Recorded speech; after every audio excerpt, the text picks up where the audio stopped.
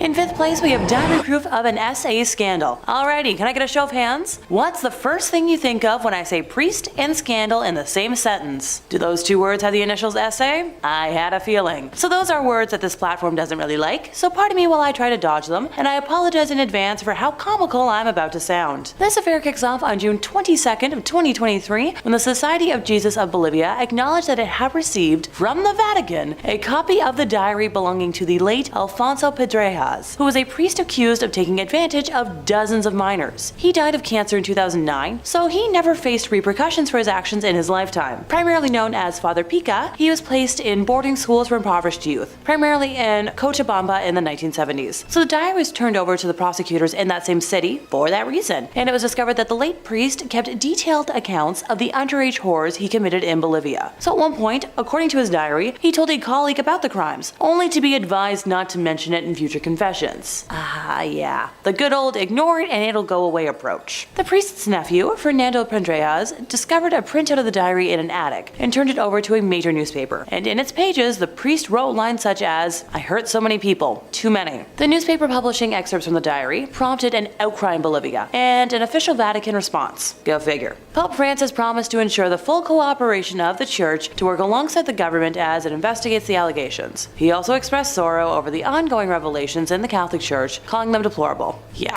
okay. And remind me again, what does full cooperation mean? Coming from an institution that covers up more than it discloses, pardon me if I take that with a pound of salt. Bolivian President Luis Arce has called on his country to strengthen controls to prevent foreign priests with, a history of sexual crimes from entering the country. Which, it's fine, and obviously I support that, and, great, but it's hard to find that out when the Church is super skilled at covering things like that up. Priest Jordi Bortomeu, a sex crime investigator from the Vatican, arrived in Bolivia back in May to gather information about prevention efforts being undertaken within the Church to stop these kinds of crimes. Well, that sums it up right there for me, folks. The Church has its own sex crime investigator. It's such a problem that they have a specialist.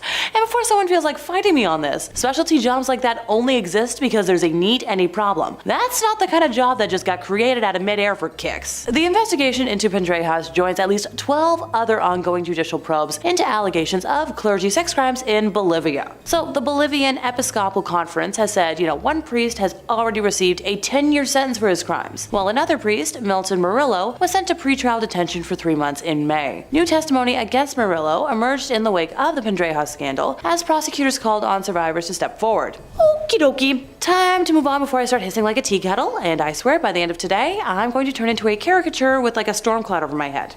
In 4th place, we have a drastic loss of support. So in Germany, people who are formally members of a church pay a so-called church tax that helps to finance it in addition to the regular taxes that the rest of the population have to pay. If they register their departure though with local authorities, they don't have to pay it anymore. Granted, there are some exceptions for like low earners, folks who are jobless, retirees, students, and etc. But I'm pretty sure here in North America, all money given is through donation, and you just, stop going on your own terms if you want, but it's more complicated elsewhere. But also feel free to let me know in the comments if I'm wrong, because I'm not a certain expert on Catholicism. Anywho, more than 500,000 people formally left the Catholic Church in Germany last year, which was significantly higher than the previous record. The German Bishops' Conference said specifically that over 522,000 people left the church last year, which is up from around 350,000 in 2021. In comparison, only 1,447 people joined the Catholic Church, which was around the same as the previous year. The departures left the number of Catholic Church members in Germany at nearly 21 million, which is just under a quarter of the population. Now, the Bishops' Conference didn't detail reasons for departures in this annual release of statistics, but many people have turned their backs on the church in recent years, amid fallout from scandal over bad things done by clergy and others. Wow, I'm shocked. In 2018, a church-commissioned report concluded that at least 3,667 people were harmed by clergy in Germany between 1946 and 2014, with more than half the victims being under 13, and nearly a third of that served as altar boys. Various dioceses tasked law firms or others to put together reports on their own past handling of these cases, which has led to massive tensions in the Cologne Archdiocese, where the Archbishop, Cardinal Rainer Maria Wolkai, drew widespread criticism for his handling of a report he commissioned. His offer of resignation has been pending with the Pope for months months. Now, an independent report in the Munich Archdiocese, where the late Pope Benedict served as Archbishop from 1997 to 1982, last year faulted the handling of cases by a string of church officials past and present, including the then Cardinal Joseph Ratzinger himself. The head of the Central Committee of German Catholics, an influential organization, said she was sad but not surprised at the number of departures last year, and has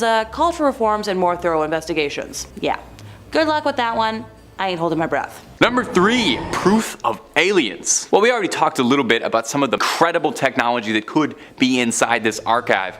And it's thought that the Vatican has all sorts of incredible information hidden away in its vaults that humanity, we're just not ready to know about. We're not grown up enough. One of the other leading ones is that theorists speculate that inside those secret archives is indisputable hard evidence of extraterrestrial life, that they're harboring alien skulls and remnants of amazing technology, I guess on borrow from Area 51's collection it's traveling. So the story goes that in the late 1960s, during renovations of the Vatican's archives, excavators uncovered alien skulls beneath the Vatican archives, and somewhere the predator is so upset that he lost those. Is it possible that they worried that if proof of extraterrestrial life got out into the wild, it would discredit belief out there?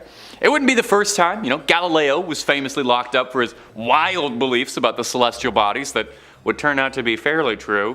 So would aliens be any different, really a different story? A Russian engineer named Genrikh Markovich Ludwig was an esteemed scholar who in the 1920s was invited to the secret archives to study, a very prestigious position offered to less than 1,000 scholars a year. According to him, while there, he uncovered documentations that discussed the influence of aliens on civilizations like the Egyptians, the Mayans, the Mesopotamians. Ludwig found records of use of atomic weaponry predating the Manhattan Project, suggesting that this hyper-advanced technology had been in use for years, and humanity's leaps and progress were all reverse engineered from our visitors. Maybe the pyramids really were aliens. Would certainly be something if that ever came out. I hope in our lifetime, I hope we get to see some aliens, and I hope we get to see an alien elected pope someday personally. Number 2, proof Jesus never existed. Or did. Now, among the things that you would think the Vatican would really want to keep hidden and on the DL would be proof that the Lord and Savior did not exist. This is another popular conspiracy theory emanating about the Vatican, that one of the things they're trying to cover up is some alleged document that insists Jesus as we know him wasn't quite real or wasn't as reported accurately. That would make sense. If I was the Pope, that would be the number one thing I would want to keep under wraps, right? That would probably destroy the church overnight if that ever came out. Now, on the inverse of this theory is a similar theory, totally different direction though, stating that the Vatican's secret archives contains indisputable proof that Jesus did exist, including correspondences between St. Paul and Emperor Nero, history's favorite bad boy, contemporary paintings and depictions of the man, which would be pretty groundbreaking. You'd wonder though, if they have that, why would they keep that secret? I would leak that one. Now, if you believe this conspiracy and you can carry on with it, it does get a little wild. One author, one Michael Bagnet, claims that the correspondences inside the archives, they prove Jesus did exist, but here's a crazy twist. He didn't die on the cross, as we all know, but rather there was a very complicated scheme with Pontius Pilate to secretly fake Jesus' death to appease the citizens of Rome. Sounds a little bit more like the plotline to a Dan Brown novel. It's a little fantastical, and if true, would probably be the greatest conspiracy theory in human history, and maybe humanity's most tightly guarded secrets if there's any weight to it. So definitely, if they knew that, they would probably keep that under wraps, keep that in a drawer, locked up tight, not let anybody see that. Number 1, the Illuminati. Maybe this is one of the most widespread conspiratorial beliefs, maybe one of the oldest conspiracy theories out there, really, is that the Illuminati, the centuries-old secret society that once started in Bavaria, would eventually grow into an organization capable of challenging the church and overtaking it. And if you believe the conspiracies, it's clandestinely pulling the strings behind everything, controlling the world from the shadows, inserting key members of its order into the highest levels of government, religion, the Disney Corporation, the rap industry, and also including their symbols hidden in everything. That one, I guess, just for fun, just to, flex. May I just say though, if the Illuminati are real and controlling things, they have got to be the least kept secret order, imaginable, since, I'm talking about them. Well, the conspiracy goes that the Vatican is closely tied with the Illuminati, with some believing that cardinals and the papacy are all tied to Illuminati interests, and that the secret archives contain bountiful proof of this: memos, meetings, plans for world domination, etc. The Vatican's archives date back centuries, nearly 1,000 years worth of old papers, with some documents containing secrets of the Knights Templar, who are thought to be the originators of Freemasonry, the group that would become tied with the Illuminati. That's who the Illuminati was based on. Surely some of those Knight Templar meeting minutes would be particularly illuminating, if you'll pardon that absolutely horrible pun. Of all the ones on this list, I think this one is the most outright likely, since we know the Illuminati did stem from the Freemasons, and we know that there was a real Illuminati. That's an indisputable fact.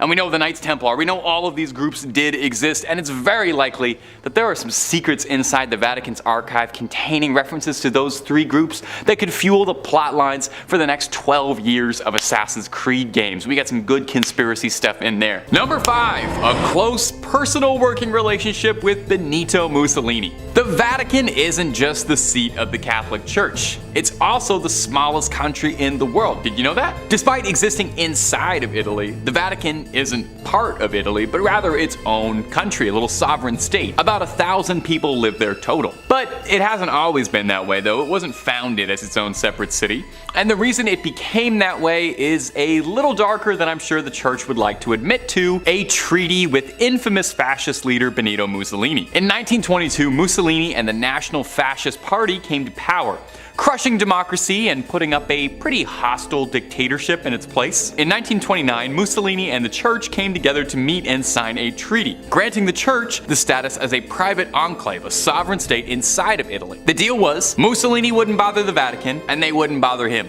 Mussolini even paid out a massive settlement, which the church invested and is believed to have been valued at $780 million, alongside the church getting tax exemption status and priests getting a healthy salary from the Italian government. All of those benefits you can thank fascist leader Benito Mussolini for. Perhaps most illuminating, however, was a clause that protected the Vatican's dignity, so to speak, meaning as part of their laws as a sovereign state, they were allowed to arrest and try anyone who criticized the people and the church. In exchange for signing this treaty, the Catholic Church publicly supported the fascist dictatorship and was recognized as Italy's official government. The Vatican's own newspaper printed shortly after the deal went down, "Italy has been given back to God, and God to Italy." And they had the support of someone who was involved in hundreds of thousands of deaths to thank.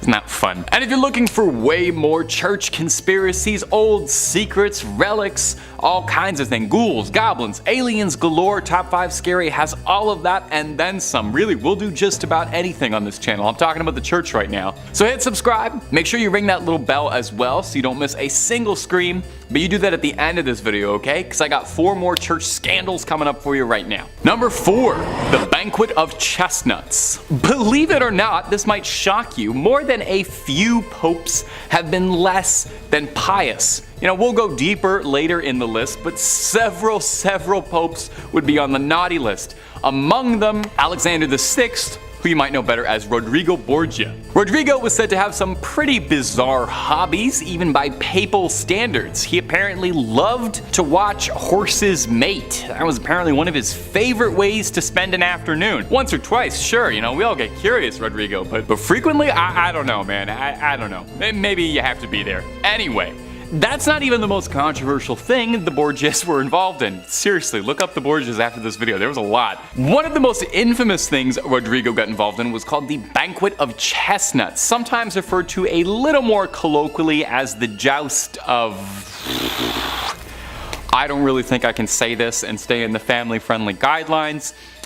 The joust of women of the night, if you know what I mean. Are you following? It's a word that they say in Game of Thrones a lot.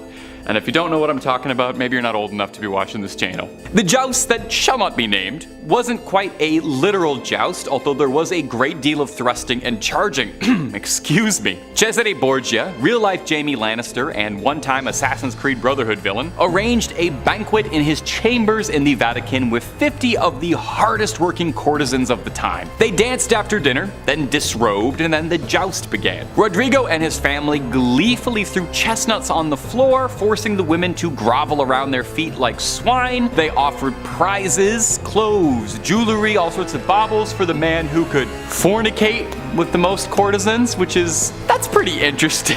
That's a pretty interesting event for the Pope to preside over. Think about the next time you're at an official church event in your community, like a bake sale or something. Just think about the other events the head of the Catholic Church and the voice that speaks to God was holding and participating in. In third place, we have the director of The Exorcist. Now, unlike the last two mentions, this footage is missing and locked up, never to be seen. The director of The Exorcist has mentioned in interviews that he's allowed to film a real exorcism at the Vatican, of all places. William Friedkin said he was taken aback at how close the ceremony was to the exorcism depicted in his 1973 film. He said that he doesn't think he will ever be the same after seeing this astonishing thing. Now, he says he intended to shoot The Exorcist as a horror film, but the more he learned it, the more it became a supernatural tale instead. So while the book this was all based on a 1949 case of an American teenager called Roland, Friedkin said the Catholic Archdiocese of Washington, D.C. asked him to change the gender so as to, not draw attention to the young man. But in reality, the director said that it was a young man of 14 and not a gal who was allegedly possessed. Now, the Vatican did not immediately respond to a request for comment, and still has not as of this day. The church asking someone to hide something and then not commenting on it. I'd say I'm shocked, but I made a promise to myself to never lie on here, and I'm not about to start doing that today. Friedkin said he believed the boy was genuinely possessed, convinced that there was no other explanation. He read the diaries of not only the priest involved in the exorcism, but the doctors, the nurses, and the patients at Alexian Brothers Hospital in St. Louis, where this original case was carried out. He's also stated that he's not Catholic, doesn't go to church, or belong to a church or a synagogue. Make of that what you will. In second place, we have the exorcism of a satanic queen. This tale in particular comes from Dr. Richard Gallagher, who is an Ivy League educated, board-certified psychiatrist, and who performed a mental health evaluation on our sad woman to make sure it wasn't, an instance of something that could be helped with modern medicine first and foremost. He described her as a middle-aged woman who wore flowing dark clothes and black eyeshadow, and while she was charming and engaging, she was also part of a satanic cult. This is where I swear I'm not part of a satanic cult, even though that visually fits my aesthetic. She called herself the queen of the cult, but Gallagher would refer to her as Julia, the pseudonym he gave her. The woman had approached her local priest and was convinced she was being attacked by a demon. The priest referred her to an exorcist who reached out to Gallagher for, a mental health evaluation. It was one of the first cases he took, and apparently it changed him. So he helped assemble an exorcism team that met Julia in the chapel of a house. He was adamant that objects would fly off shelves around her, and she somehow knew personal details about him, such as how his mother had died of ovarian cancer, and that the two cats in his house went berserk fighting each other the night before one of her sessions. She even found a way to reach him even when she wasn't with him. One night he was talking on the phone with Julia's priest when he says both men heard one of the demonic voices that came from Julia during her trances, even though she was nowhere near a phone and thousands of miles away. He and a team of exorcists paid her many visits, but eventually she called a halt to the sessions. She was too ambivalent and relished some of the abilities she displayed during her trances. About a year after she dropped out, Gallagher says that he heard Julia's voice on the phone again. This time though, she had called to tell him that she was passing of cancer, and he offered to try and help her with a team of priests while she was still physically able, but her response was vague, and sadly she passed before he was able to help further. Now, while Gallagher has taped all footage of his work, he has been forbidden by the church to release any of it. Ergo, sorry folks, I got nothing. In first place, we have Ed and Lorraine Warren exorcism footage. Me talking about Ed and Lorraine Warren? I know, a shocker. While the video is blurred on YouTube to protect the identity of the poor girl, I personally think it's up there as one of the most frightening things I've ever seen. At an hour and 20 minutes long, it depicts a Catholic bishop in Connecticut attempting to converse with a demonic entity that has possessed the body of an innocent young woman while her family restrains her. Ed and Lorraine were the ones to alert the church to the possession after meeting her during an audience chat session that was held at the conclusion of one of their public presentations. During portions of the exorcism, when prayer is done, you can hear the demon acting wildly, and it originally refuses to give its name, both of which are quite common in cases of demonic possession. Eventually we learn that there are 4 demons possessing our victim, with one of them identifying themselves as Robert, a name associated with the son of Satan. I'll let a snippet roll now, allowing you to hear the woman for yourself. This footage was unreleased until after the passing of Ed and Lorraine, and it's believed that they were told by the Catholic Church to specifically keep it under wraps, but their son-in-law doesn't have the same fear or respect for the church, depending on one's opinion. Number 5 on this list is KadabSED. This is one of the weirdest events in history, guys. Daily Gister says, in 897 the Vatican saw one of the most bizarre episodes in history. The corpse of a pope was put on trial by his living successor. Pope Formosus, dead for a few months, was hardly qualified to defend himself in a court of law. Nonetheless, Pope Stephen VI had the body disinterred, dressed in robes, and propped up on the papal throne to stand trial. He even appointed a deacon to speak on the corpse's behalf. While Stephen VI hurled accusations at Formosus, the accused remained stoically silent, as might be expected of a corpse. The dead pope was found guilty of usurping the papacy. Stephen VI declared all of his acts as pope null and void. All consecrations, all appointments, all ordinations were undone. So, as you guys can imagine, the church doesn't really talk about this episode too much because it's kind of embarrassing, honestly. Clearly, the current pope during this time was not fit to be in charge at all and might have even been losing his mind a little bit.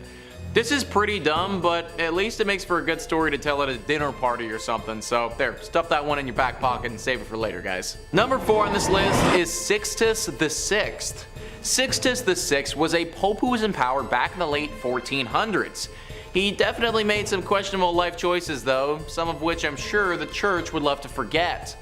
Business Insider writes, Sixtus VI, elected in 1471, apparently had 6 illegitimate children, including one with his sister. That didn't stop him from policing the sexual appetites of the underlings though.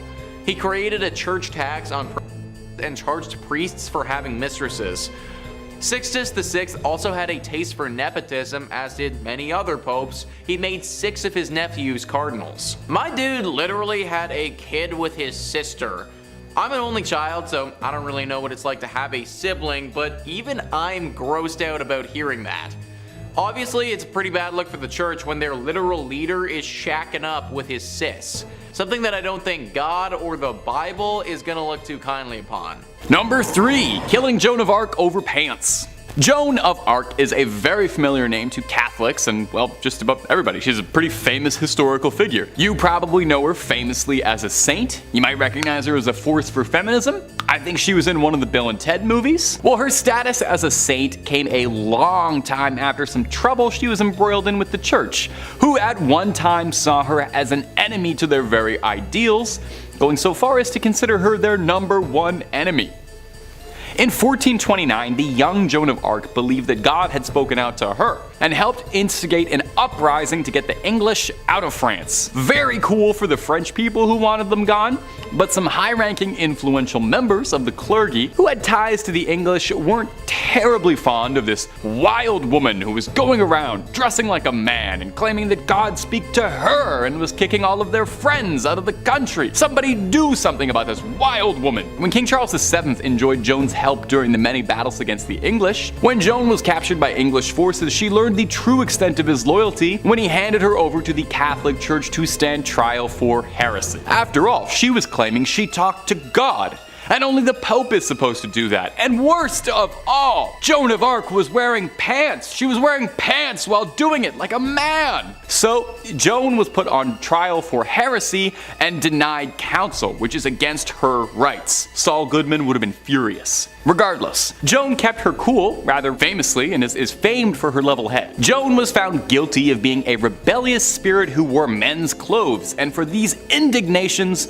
was burned alive at the stake in front of a cheering crowd. In 1456, some 25 years after her horrific death, King Charles VII felt kind of bad about that whole ordeal, ordered an investigation, and made her a martyr. It wasn't until 1920 that she was officially canonized as a saint. Think of it like a heavenly apology. I'm sure the water's fine, I'm sure the air is cool, no bad blood between Joan and the Catholic Church. I bet she's having a great time. I'm sure she appreciated it. Number 2, buying redemption. Can man find redemption? Can the weight of our sins be undone? Can a person truly change his course? Can an evil man become good? These lofty questions have dominated the hearts of man for years, inspiring countless great works of art and philosophical conundrum. At religion's heart is the concept of salvation and redemption, so it might strike you as more than a little bit bizarre that at one point in time, the Catholic Church was selling absolution for a price tag. Bank. Now before we get into that, we need to talk quickly about an indulgence. No, not eating an extra large cheese pizza by yourself, but that is an indulgence of sorts. If you're like me and you've skipped Sunday Mass for the last 26 years, basically an indulgence in Catholic terms is sort of like a plan or a plea for absolving your sins. Something you have to do to absolve yourself. 30 Hail Marys, confession, that sort of stuff. In the early 15th century, after Pope Julius died, Pope Leo X would inherit the papacy. Leo loved the pleasures that came with being Pope. He loved the big hat. He loved spending lavishly. He loved voluptuous entertainment. He loved living like a king,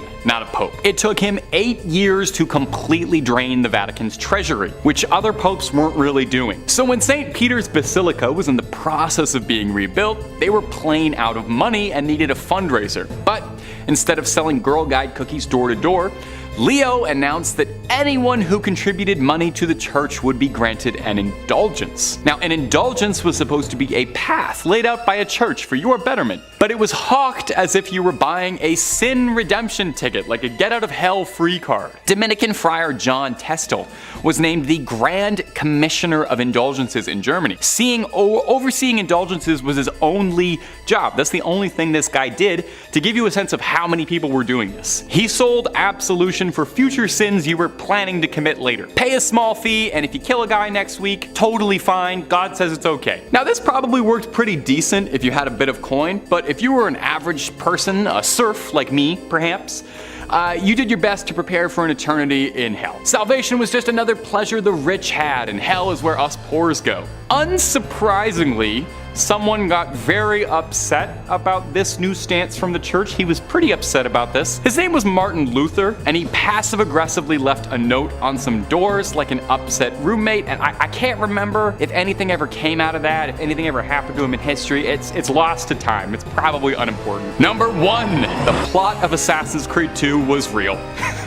If you've garnered anything from this video, I sincerely hope it's that the Pope oftentimes does not follow the rules. Yes, the guy interprets the will of God, and he's got a direct phone line to him directly, but that doesn't mean he has to follow every single one of his rules. We've already discussed some truly wild sins, horse mating, chestnut parties, spending money, but let's top it all off with the biggest one, a full-blown assassination conspiracy revolving around a pope ordering a hitman. And you just sit on that for a second. In the 1470s, Pope Sixtus IV hatched a scheme to rid Florence of the Medicis, who was the most influential family in the country at the time, with such power that they rivaled the church. The Medicis had served as the bankers for the papacy for generations, and as such were absurdly wealthy. Pope Sixtus kickstarted this conflict when he swapped the Medicis as the papal bankers to the Pazzi family. Oh, no. The Medicis didn't want to fund the Pope's claim of the town of Imola, which the Medicis wanted to claim for themselves to lord over. So, something had to be done about these meddling Medicis. Pope Sixtus contracted 2 assassins to carry out the plot against Lorenzo and Giuliano de' Medici during Easter Mass on a Sunday, which just feels unbelievably disrespectful to me. If you're the Pope, I mean, ordering an assassin against anybody, morally gray, but doing it on Easter Mass? You're not even allowed to talk in church, but you can orchestrate a political assassin? I don't know. Now, if you're sitting listening to this and you're kind of wondering why some of this sounds vaguely familiar and you don't know why you recognize these names, it's because you might recognize this plotline in between jumping into bales of hay as being a major force in Assassin's Creed 2, where protagonist Ezio Auditore da Firenze ends up helping out Lorenzo Medici a great deal. Yes! The games were really inspired by true history, save for a few extendo blades and boss fights against the Pope. Rodrigo Borgia, as far as we know, never got into a fistfight with any assassins and wasn't killed by Cesare, but I digress. If you remember from Assassin's Creed 2, Giuliano was fatally slain, but Lorenzo survived and rallied support of Florence in a war against the church. Ezio picked off conspirators, and then sailed to Naples to meet King Ferdinand to discuss a peaceful solution to the bubbling war. So in the end, the plot failed drastically because all it really did was make people think that Lorenzo Medici was the coolest guy around and brought intense shame to Pope Sixtus, and it inspired one of the best games you. Number 5 on this list is Hallstatt Karner. Hallstatt Karner is one weird church, man, let me tell you. I'm all about unique and cool decorations, but human body parts? Kind of where I draw the line, guys. Discovery.com says many bone churches and ossuaries are decorated with femurs and pelvises, but at Hallstatt these skulls themselves are decorated. More than 600 of the skulls on display in this Benhaus, also known as Bone House in English, bear their former owners' names, professions, and the date of their death. Many are also adorned with decorative garlands and flowers. But perhaps what makes this bone church stand out the most is the fact that the most recent remains to be interred here belong to a woman who passed away in 1983 after having requested the Benhaus as her final resting place. What's more, she might not be the last because the church is still open to receiving similar requests. So yeah, the dark secret here is that there is literal bones still being added. 1983 is really not that long ago when you think about it, and like the article suggests, that's probably not the last person to have been thrown into this array of skeletons. I guess it isn't, but it feels like this should be illegal or something. At the very least, it's just super weird. Like, why is a bunch of dead bodies and bones and stuff bringing anyone closer to God? Isn't the whole point of church to connect with your spiritual side? Not get grossed out by a bunch of dead people who you might have even known at one point. The church is located in Austria and has got to be one of the scariest churches in that country for sure. Unless you want your bones to be added to some religious display, I would stay away from this place. Number 4 on this list is the St. Louis Cathedral,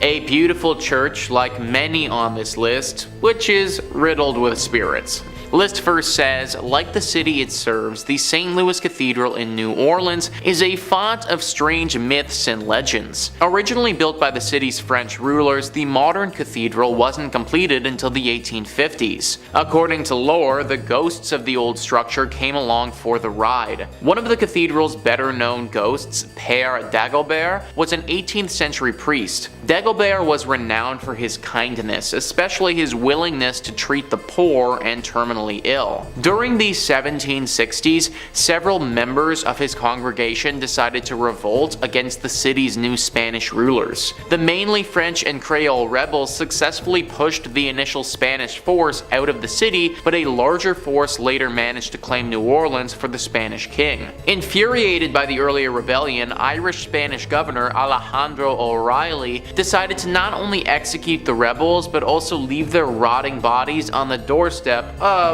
the St. Louis Cathedral. As a devout Catholic, Dagobert could not stand by while Catholic bodies were so roughly treated. After failing to get O'Reilly's permission to properly bury the bodies, Dagobert led a funeral procession down to St. Peter's Cemetery and placed the slain men in unmarked graves. Dagobert's successor, a Spanish priest named Pierre Antoine, is also said to haunt the cathedral. More intriguingly, Antoine's friend, voodoo priestess Mary Laveau, who often prayed at the church during her lifetime, is also considered to be one of the many spirits inside the cathedral. So we got voodoo priestesses, unmarked haunted graves, multiple spirits of bodies that were buried improperly. This church is just one big mess. Many people think that there are also a bunch of other secrets that this place has that we don't know about. Like this was a spot for a secret society hundreds of years ago who performed some very questionable rituals, and that's why this place is as haunted as it is. Whatever really happened here, we know it was dark and we know that it left its mark.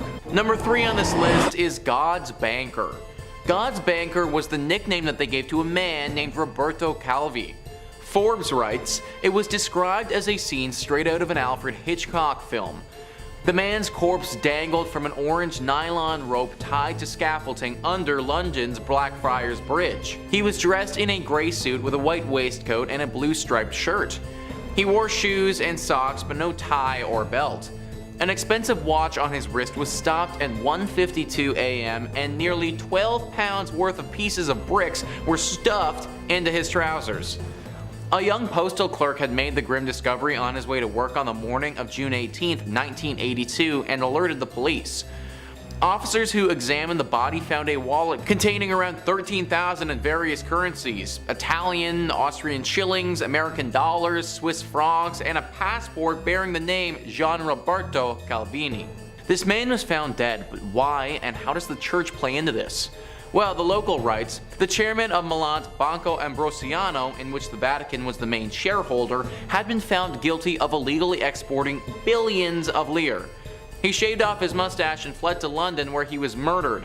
An American archbishop wanted for questioning was granted immunity by the Vatican, while 5 Italians were acquitted of the crime in 2007. Basically, this guy was in deep with some very bad people, and the Vatican were some of those people. Also pretty questionable just literally giving immunity to this archbishop because you can. It should also be noted that this banker was believed to be in deep with the mafia as well. The Vatican seems to have an interesting choice in friends. Number 2 on this list is World War II. I don't think it's unfair to say that World War II might have been the closest that we got to a fight where it truly was good versus evil. One side was fighting for freedom and the other side represented death and hatred. Thankfully for all of us, freedom won out in the end and the horrifying regime that was trying to take over collapsed. After World War II, some people had to pay for what they did. After all, it saw arguably the worst genocide in history and some horrible wartime atrocities. People were put on trial and individuals who hadn't been supporting the freedom side were heavily scrutinized. The Vatican during this time was noticeably pretty silent though. Who did they support during this period of time and why didn't they do anything? It's believed that Jewish people were actually rounded up outside of the Pope's window at one time or another, and the Pope would have been able to see firsthand what was actually going on behind closed doors. Why didn't he do anything to stop this? The actions, or lack thereof, of the Pope at the time, Pope Pius XII, have been under heavy fire for years. It's even been thrown around that this Pope collaborated with these deathly acts and was on board with them. Now, there isn't any proof of this, but the Vatican isn't necessarily opening their doors and having people come in to check their records either. They would love to keep whatever went on back then completely under wraps and just forget that it ever happened. Sounds to me like something potentially sketchy might have been going on with the church that they don't want us to know about. And finally, number 1 on this list is Pope John Paul I. This is one of the biggest scandals to rock the church and the Vatican, and something that they're more than happy to keep under wraps. The Week writes, in The Godfather Part 3, a shady deal between the Mafia and the Vatican leads to the murder of the Pope. Was this based on a true story? Possibly. On the morning of September 28, 1978, Pope John Paul I was found dead sitting up in his bed after only 33 days in office. Although Vatican officials claimed the 65-year-old Pope died of a heart attack, there was never an autopsy, and at the time, the Vatican definitely had ties to organized crime. Sure enough, in 1982, Vatican Bank President Father Paul Marinkis resigned from his post after a series of scandals exposed the bank's ties to the mafia. Eventually, the bank had to repay more than $200 million to its creditors.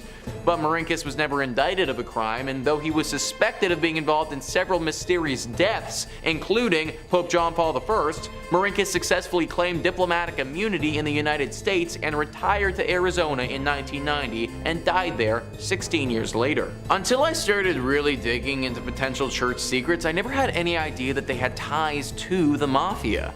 This is because they've tried to cover it up as much as possible. Now, you might be thinking, in this example specifically, that the fact that they neglected to do an autopsy is evidence of something. Like the church knew that they would find something that they didn't want to be revealed. But the truth is, they never do an autopsy on the Pope. It's believed that performing an autopsy on the Pope will taint the body in some way, and that it'll make it harder to get into heaven. The body must remain clean and untampered within its path to God. This is all fine and good, but it means that you get instances like this where this person potentially got murdered and no one will be able to prove it. It's also really hard to get anywhere with the higher ups of this organization because oftentimes they just claim diplomatic immunity. It's widely believed now that the Vatican was at one point deeply involved with the mafia and might even still be. They have way more money than anyone thinks that they should have, and this money didn't just appear out of thin air. It's possible that their ties with the mafia in this case even caused him. In 5th place, we have an exorcism filmed through a peephole. So it's no secret that exorcisms are still a practice done today, but the Catholic Church really likes pretending that they don't because of the negativity around it. Technically speaking, the Catholic Church authorizes the use of exorcism for those who are believed to be the victims of demonic possession. Specifically, in Roman Catholicism, which is what I grew up with, exorcism is a sacramental but not a sacrament, so unlike baptism, confirmation, first communion, or confession. Unlike a sacrament, exorcisms depend on two elements: authorization from valid and legitimate church authorities and the faith of the exorcist. The church will ask publicly and authoritatively in the name of Jesus Christ that a person or object be protected against the power of the evil one and withdrawn from his dominion. Now, the rite of exorcism was revised in January of 1999, making it a lot less Latin, and assumes that, possessed persons retain their free will, although the demon may hold control over their physical body. It involves prayers, blessings, and invocations with the use of the document of exorcisms and certain supplications. Typically, the individual will be restrained and the priest will perform a ritual of prayers to remove the evil spirits. Solemn exorcisms, according to the canon law of the church, can be exercised only by an ordained priest or higher, with the express permission of the local bishop, and only after a careful medical examination to exclude the possibility of mental illness. The Catholic Church has between 500 to 600 official exorcists, with the vast majority operating in Latin America and Eastern Europe. Now that we're all clear on the formal definition of exorcisms, time to dive into this lovely 2014 video. The ritual was captured on camera by a man who heard the shrieks of the woman inside the sanctuary and filmed it through the peephole of a door. The incident occurred at the Assumption of the Virgin Mary Church in Vranov, Nadziei, in February of 2014. The church's priest, Marek Dunda, confirmed the video is real, but only said that if something is filmed through a keyhole, there's nothing more to say about it. Which is a dodging the question kind of answer if I've ever heard one. He told the newspaper he was talking to that he carries a mandate from his bishop to perform exorcisms, and also said that the group were asking God to protect and to liberate the person, including using a Latin prayer asking for help, and of course it helps. Pardon me.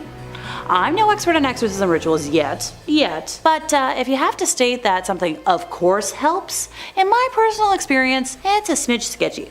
It's very hard to tell what is happening in the video, but it appears that at least two people surround the woman, who can be heard screaming in agony with momentary pauses in between for the duration of the, just under 2-minute long video. Daniel Trokta, who, shot the video after hearing the screams, warns people in the description to watch the chilling footage while wearing headphones, which is what I did. When asked about the condition of the woman in the video, the priest said any details about her or her state were private, and while I'm glad the church is respecting her privacy, I hope that the poor woman has been cured and healed. As much as I joke about it, demonic possession is no pleasant or laughing matter. In 4th place, we have footage from 2020. Okay, before anyone out there panics, I'm talking about the American news magazine that's been, broadcasted on TV since June of 1978. Not the awful year in recent history that we're not going to talk about, because that was awful. On April 5th of 1991, the show featured a segment that showed an actual Roman Catholic ritual of casting out demons, videotaped at a nun's home in suburban Palm Beach County. The segment shows the affected girl, referred to only as Gina, as she thrashes under the effect of ancient prayers, is sprinkled with holy water, and, has a cross being pressed to her head. Common stuff. The girl retches, writhes, yowls, and bares her teeth. She says, "Get out of here! Me not wanna leave!" shrieking all this at the priest, as one hand snaps the gauze bonds tying her to the chair. By the way, apparently if the exorcism team hadn't tied her down, she might have levitated to the ceiling. How very Willy Wonka. At the time, the March 25th issue of U.S. News and World Report carried no fewer than 5 articles on hell and the devil, citing a poll that 6 out of 10 Americans believed in the netherworld, which is 2% more than in the church heyday of the 1950s. Another poll, released in August of the same year, said 55% of Americans believe in the devil and 49% in demonic possession. I'd love to see those results today, but I couldn't find them sadly. Most Catholic leaders say possession is rare, with Reverend Kenneth Doyle, Communications Director for the National Conference of Catholic Bishops, stating he's only heard of about a handful of exorcisms in the last 40 years, but I feel like that's just a PR statement. Here's the thing. When churchmen do perform an exorcism, they almost never talk about it. The main exorcist in this entire report is known only as Father A, and his face is kind of obscure. Sister Lois Schaefer and the Reverend Walton Dockerell of St. Rita Parish near West Palm Beach, who took part in the exorcism, said through a secretary that, no comment.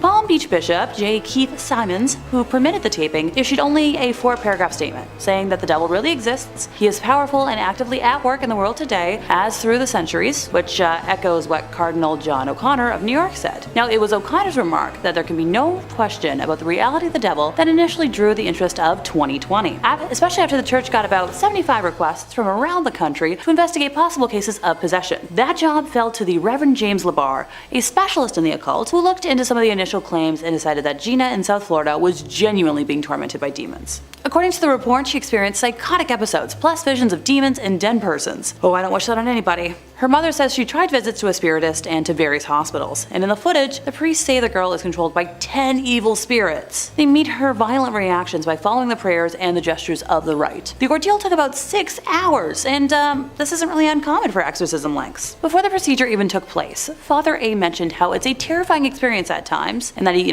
could die tomorrow, or be attacked and taken over. Evil spirits like to take their time leaving a body, and not without a fight, and that leaves all of the parties involved extremely drained and exhausted, and vulnerable. Also quoted is Dr. Warren Schlanger of Miami Children's Hospital, where Gina was treated before and after the exorcism, and he did note that her condition improved afterwards. Father A, though, is still troubled. He believes the devil is disturbing his sleep, attempting to weaken and destroy him. He counts that as the price he must pay as a church point man against demons. Now, I know, someone's about to ask, but Alexa, didn't you say you'd be talking about hidden footage? The church tried taking this footage down from the internet because they didn't want it to be public anymore, but thankfully they haven't succeeded. Number 3 on this list is Egg Hill Church. This church was home to one of the worst tragedies a church has ever been host to. I've never been a real churchgoer myself, but from my understanding, love, life, spirituality, all of this is supposed to be in the air when you go, and the whole reason for doing so. Death and hate and violence, that's all supposed to be left at the door. Pennsylvania's Egg Hill Church didn't quite do that. Instead, they invited death into the church on one particular Halloween night. Many years ago, the whole community gathered into the church on Halloween. The priest passed around bread and wine as is customary, but this bread and wine was a little off. In fact, it was very off. So off that everyone who had it died. It was poisoned. It's unknown whether the town had collectively decided to end their lives together that night or if this was all the priests doing, but either way, tens to hundreds of people's bodies lay lifeless on the ground when it was all said and done. Now, what are we left with? Well, the ghosts of all of these people, obviously. Even worse than that, the spirit of this evil priest still lingers here too, and apparently, he isn't done with the living. He's said to be very dangerous and wants to drag visitors down with him and take their life. This whole story is pretty much as dark as you can get, and it's no wonder the place is totally messed up today. Number 2 on this list is St. Nicholas Church. Hey, it's me. It just so happens that my church is haunted by a dozen spirits. Great. List first says St. Nicholas Church is practically haunted by default. That's because the village of Plunkett, its home, is reputably the most haunted locale in all of England. The Kent village is home to the Watercress woman, who occupies the Pinnock Bridge, and to the ghost of a schoolmaster who committed in front of his pupils. According to a conservative estimate, Plunkett contains no fewer than 12 active spirits. The church itself is said to be the home of both the beautiful ghost of Lady Daring and the Lady in Red, a ghost who searches the adjacent churchyard for her lost baby. The ghost of a former miller who worked in the area is also said to haunt the churchyard in search of a long-lost love. Also, the ghost of a monk at nearby Greystone's house is also said to be seen during the night. Finally, visitors to St. Nicholas have reported seeing lights in the church's windows when no one was inside. So we have another church with just a plethora of horrible things. Someone taking their own life, a missing a man who has lost his loved one. My question is, why did all of this happen at this one church? Like, what really caused all of this to transpire in the first place? Are we just supposed to believe that it's all coincidence, or is there actually something more afoot here? I think that's the real secret, and sadly, I don't know if we're ever going to be able to find the true answer. And finally, number 1 on this list is St. Andres on the Red. Just that name alone. On the Red. Like, of course this place had to have some dark secrets. List first says St. Andrews on the Red, completed in 1849, is located in the town of Selkirk, which is more or less a suburb of Winnipeg. It's the oldest stone church in Western Canada, and it may be the region's most haunted thanks to the spirits of former plague victims. Other apparitions are said to populate the church's graveyard. Eyewitnesses have reported seeing a ghostly man clad in black and a mysterious woman in white. Also, a disembodied pair of red eyes have startled the visitors in the past, while a ghost car has been noted not far from the church's main entrance. If you're thinking about visiting the church or graveyard, be wary. Those who've claimed to have seen the various apparitions also reported having terrible nightmares the following nights. happens. Most of these nightmares apparently involved the gates of the cemetery, which rattle even though no hands are seen shaking them. Some people can't shake these nightmares either. The occasional individual will have these persist for months or even years. I'm sure that the architecture and natural beauty is nice and all, but I'm not trying to risk nightmares for a year to see it. I do wonder what happened to those gates though. Is it some weird thing with the wind that's causing it, or is it what people suggest, some type of ghostly intervention? I tend to think some sort of spirit has to be involved, considering the thing with the nightmares happens as well, but you gotta wonder who. Sometimes I really do think that being a paranormal investigator would be awesome, because you could get to the bottom of these things, but then again, that's a pretty unforgiving profession. Number 5, Oliver Plunkett's head. Now, in the other 2 videos, we talked about the head of St. Catherine of Siena, and we also talked about St. John the Baptist and how many heads he may or may not have had scattered across the world. And I'm not one to break tradition, so I thought for part 3 I would include a third holy saintly severed head, this time belonging to Oliver Plunkett. A notable difference between the 2 other severed heads is that this one is probably the most disgusting one we've included on these lists. I know these are all holy relics, but let me just say,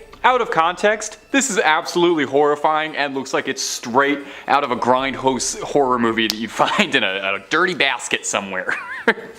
Oliver Plunkett, before becoming a head, was an Irish Catholic archbishop who was a victim of the Popish plot. Now, if you're not up to date on your Catholicism, that's a whole other video worth of explaining. I don't know much about the Popish plot. I'm not the guy to do that for you. But the short version is that it was a conspiracy falsely alleging that there was a plot against the Protestant king Charles II.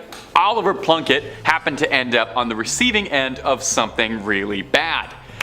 Namely, he was executed, which is pretty bad. But they really went out of their way to destroy Oliver Plunkett, his public image, his body. They called his praising of the Roman Catholic Church high treason, and his punishment was a slow and arduous death. He was hung, drawn, and finally quartered. And just in case there were any odds of him pulling through on a miraculous recovery, as a final effort, they yeeted his head into a fire, where it was rescued by a friend of Plunkett. I'd like to think I would do that for my friends. Well, after being recovered, the head was rescued and stored hidden away in a nunnery, eventually brought to Ireland in 1995, where he's now kept on display in the National Shrine to the Saint. He was canonized for his troubles, and he is the first new Irish saint in about 700 years. It's high time for some new blood, I think. So, you can go, you can pay your respects to him, and maybe offer him some skin cream, because that skin's looking a little dry. And if you're looking for more creepy videos on weird relics or all sorts of strange things, Top 5 Scary has all of that and then some.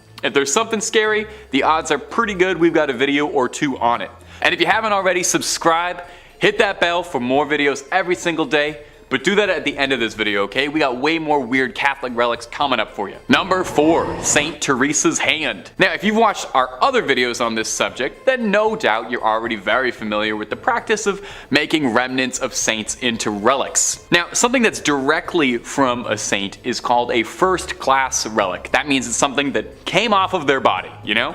Their hair, their fingernails, a vial of their fluids, or in the case of the lovely St. Teresa, her whole hand. Encased in a beautiful, ornate golden reliquary with gems all over the knuckles, and the editors are goofing off because that's just a picture of the Infinity Gauntlet from Avengers Endgame. Wait, that's what it really looks like. Yeah, it seems that Marvel Studios was more than inspired by the incorruptible St. Teresa's hand when designing the weapon that would give Thanos the power to wipe out half the universe. Throw a comparison pic of them side by side, they're almost indistinguishable. I'm not 100% certain if there's any symbolism or connection there, but I'm sure St. Teresa would love to know she was involved. She was a huge fan of the Marvel Cinematic Universe and all the things they do. When St. Teresa of Avila passed away, the sisters of her convent buried her with the hopes of keeping her holy body with them. 9 months later, she was exhumed, only to discover that her body was intact.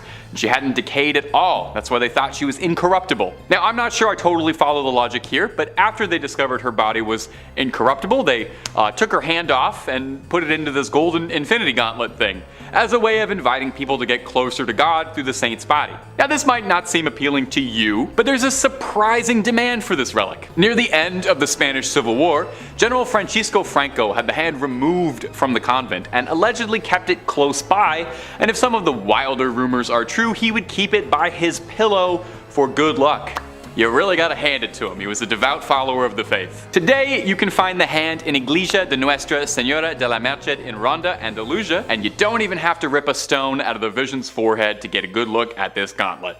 In third place, we have the Vatican Bank, so formerly known as the Institute for the Works of Religion, the Institute, or the IOR for short. It was founded in June of 1942 by papal decree of Pope Pius XII. So anyone want to guess when they presented their first public operations report? Come on, give it a try. Nope, not anywhere in the 1900s. 2013. Yep, that's what I said. 70 years later, they produced their first annual report. You know, the thing that's supposed to be held every year. Previous to all this, all internal ledgers were destroyed every 10 years in accordance with their policy. So the IOR's role is to safeguard and administer property intended for works of religion or charity. And the bank accepts deposits only from top church officials and entities, and is run by a president, but overseen by 5 cardinals who report directly to the Vatican and the Vatican Secretary of State. So they only report to themselves. For reference, all banks that operate here in Canada have to report to the Minister of Finance. Just saying. Former bank president Ettore Tedeschi and the Vatican Bank have been investigated on 2 separate occasions for money laundering. In March of 2012, JP Morgan Chase closed a Vatican account in Milan after the IOR was unable to respond to questionable money transfers. In 2010, Italian authorities seized $30 million from a Vatican account at Italy's Credito Artigiano Spa, following allegations that the IOR violated anti-money laundering laws. Now, everybody denied wrongdoing, and no charges were ever filed. The money was released after the IOR promised to pass measures to come into full compliance with international standards on money laundering and terrorism financing. In September 2019, German Cardinal Reinhard Marx, who was in charge of the Vatican's Economic Council, confirmed that Pope Francis had instructed him to reduce costs in an effort to eliminate a deficit that is estimated to be around 70 million euros. Don't get excited though, that's not a concrete number from them because, that would be way too transparent. The exact amount is up for debate because the Vatican had not published a budget since 2015 and has been without an in-house auditor for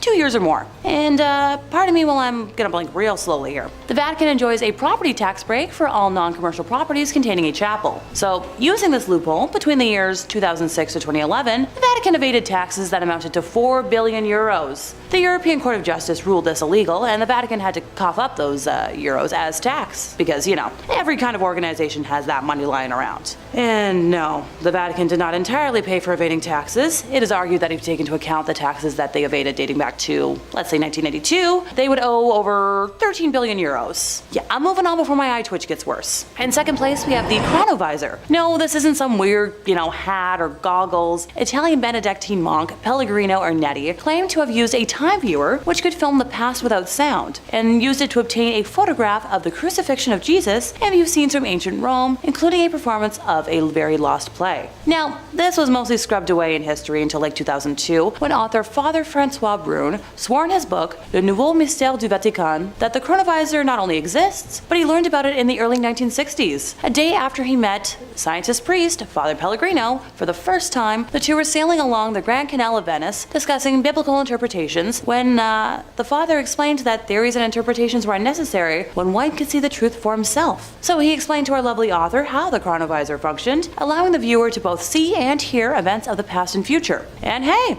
if you don't believe my word, his full account is in that book I mentioned earlier. So with a little digging, researchers will find first mentions of the Chronovisor in a 1972 article published in the Italian magazine La Domenica del Corriere, entitled "A Machine That Photographs the Past Has Finally Been Invented." Belongs to the Vatican, and this Chronovisor time machine is heralded as one of the papacy's best kept secrets. It's said to be replete with 3 precious alloys, cathodes, dials, levers, and has the ability to display myriad historic events in biblical and Roman history. So apparently, since it acts as some sort of television, it can verify all of this. Now, this time machine is claimed to have been invented in the 1950s by a dedicated and secret team of Italian scientists, including who I've already mentioned, Mr. Pellegrino himself. Critics may take credibility issues with the fact that he, eventually became a priest, but he was a scientist first. See, This critic doesn't take issue with that, more so that the Vatican is hiding a tool that could be used to help solve, unanswered crimes around the world and maybe help people. Like, imagine how many killings could be solved and how many families of lost people could have answers. Stop being selfish. In first place, we have the allegations from Arise Church. So an external review of Arise Church has called for its entire board to resign after reports from more than 500 current and former members, that include allegations of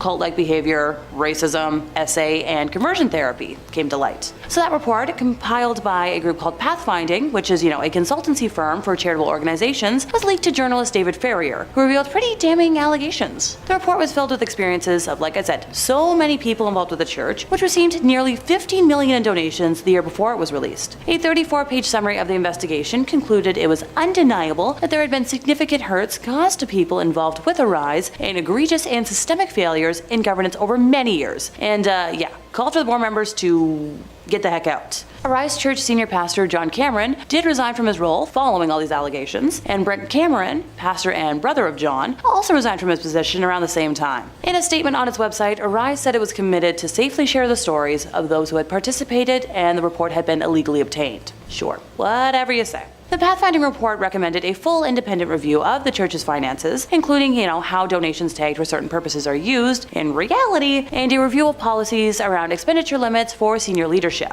It also recommended disallowing tithing by younglings, and for those who are unaware, it means giving a percentage of your earnings. There was pressure to donate money, and some felt pretty uncomfortable about comments made about their donations.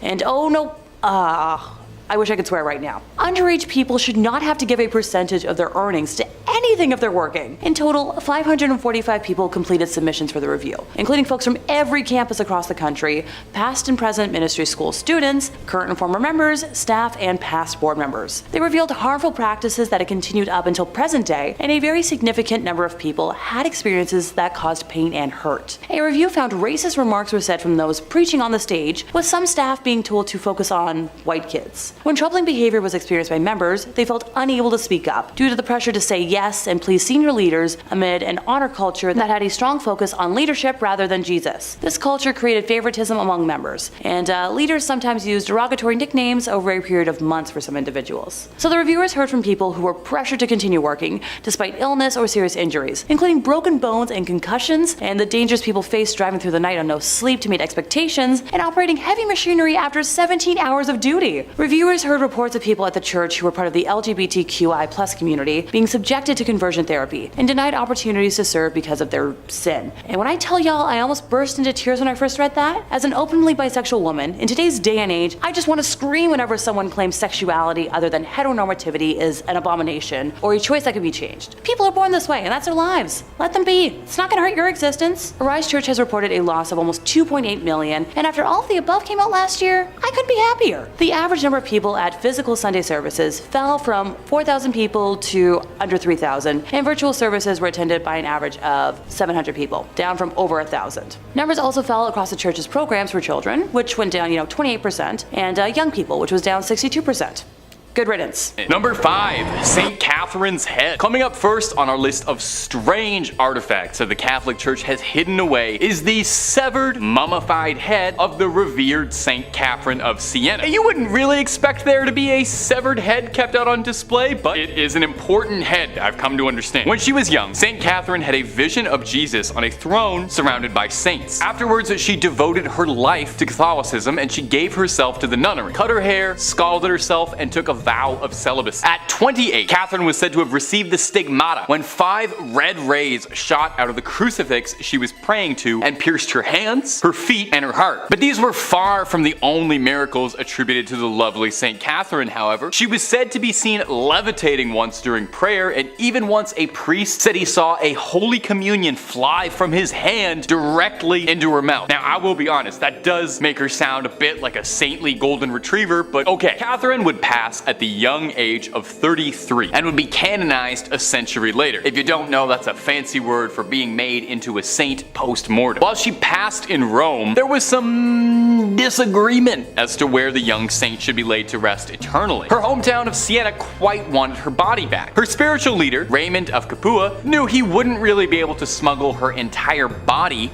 past guards in Rome, so he elected to just take her head in a bag, which normally would be terrifying behavior, but it's good here. The story goes that when the guards intercepted Raymond, he prayed to Catherine, and when they looked inside his sack, they found naught but a collection of rose petals and not a severed head. Her final miracle. Now the head was placed in a reliquary. That's a difficult word to say, especially on a teleprompter. The head was placed in a reliquary where it still remains today, and you can go and pray to it, and I promise it's not gonna blink or anything at you, even though it looks like it just might. And if you're looking for way more stories of creepy relics locked away, haunted object, cursed things, cryptids, conspiracies, aliens, the whole scary 9 yards, Top 5 Scary has all of that and then some. So hit that little bell, hit subscribe, and make sure you do not miss a single thing. Do it after this video, okay? We got way more creepy things locked away coming up for you right now. Number 4, the Grand Grimoire. Our next entry has been formally referred to as the Gospel of Satan, and is said to be a cursed book whose knowledge had to be sealed away to protect humanity. So this might be the most deadly book ever published after Hop on Pop. The Grand Grimoire, who is said to have been penned by a priest in the 16th century, who was possessed by a litany of demons who compelled the man to put their knowledge to paper. Acting as a scribe for these demons, the man wrote everything they knew about dark incantations, spells, instructions on how to cast rituals, ways to bind a demon to you to make it your little minion and do your bidding. Wait, a demon gave instructions on how it wants to be bound to a human to serve humans? Freaky little demon. That's not all too. There is a step-by-step recipe for a little necromancy if you're down to dabble in some dark arts and make some bones dance to your rhythm. The book really covers all the fun stuff you have been told not to do. It's not just brimstone and hellfire neither. There's rituals to help manipulate luck, how to conduct a seance, and I actually think this is adorable. There's even ways to make people love you in there. But dating tip from old Tay,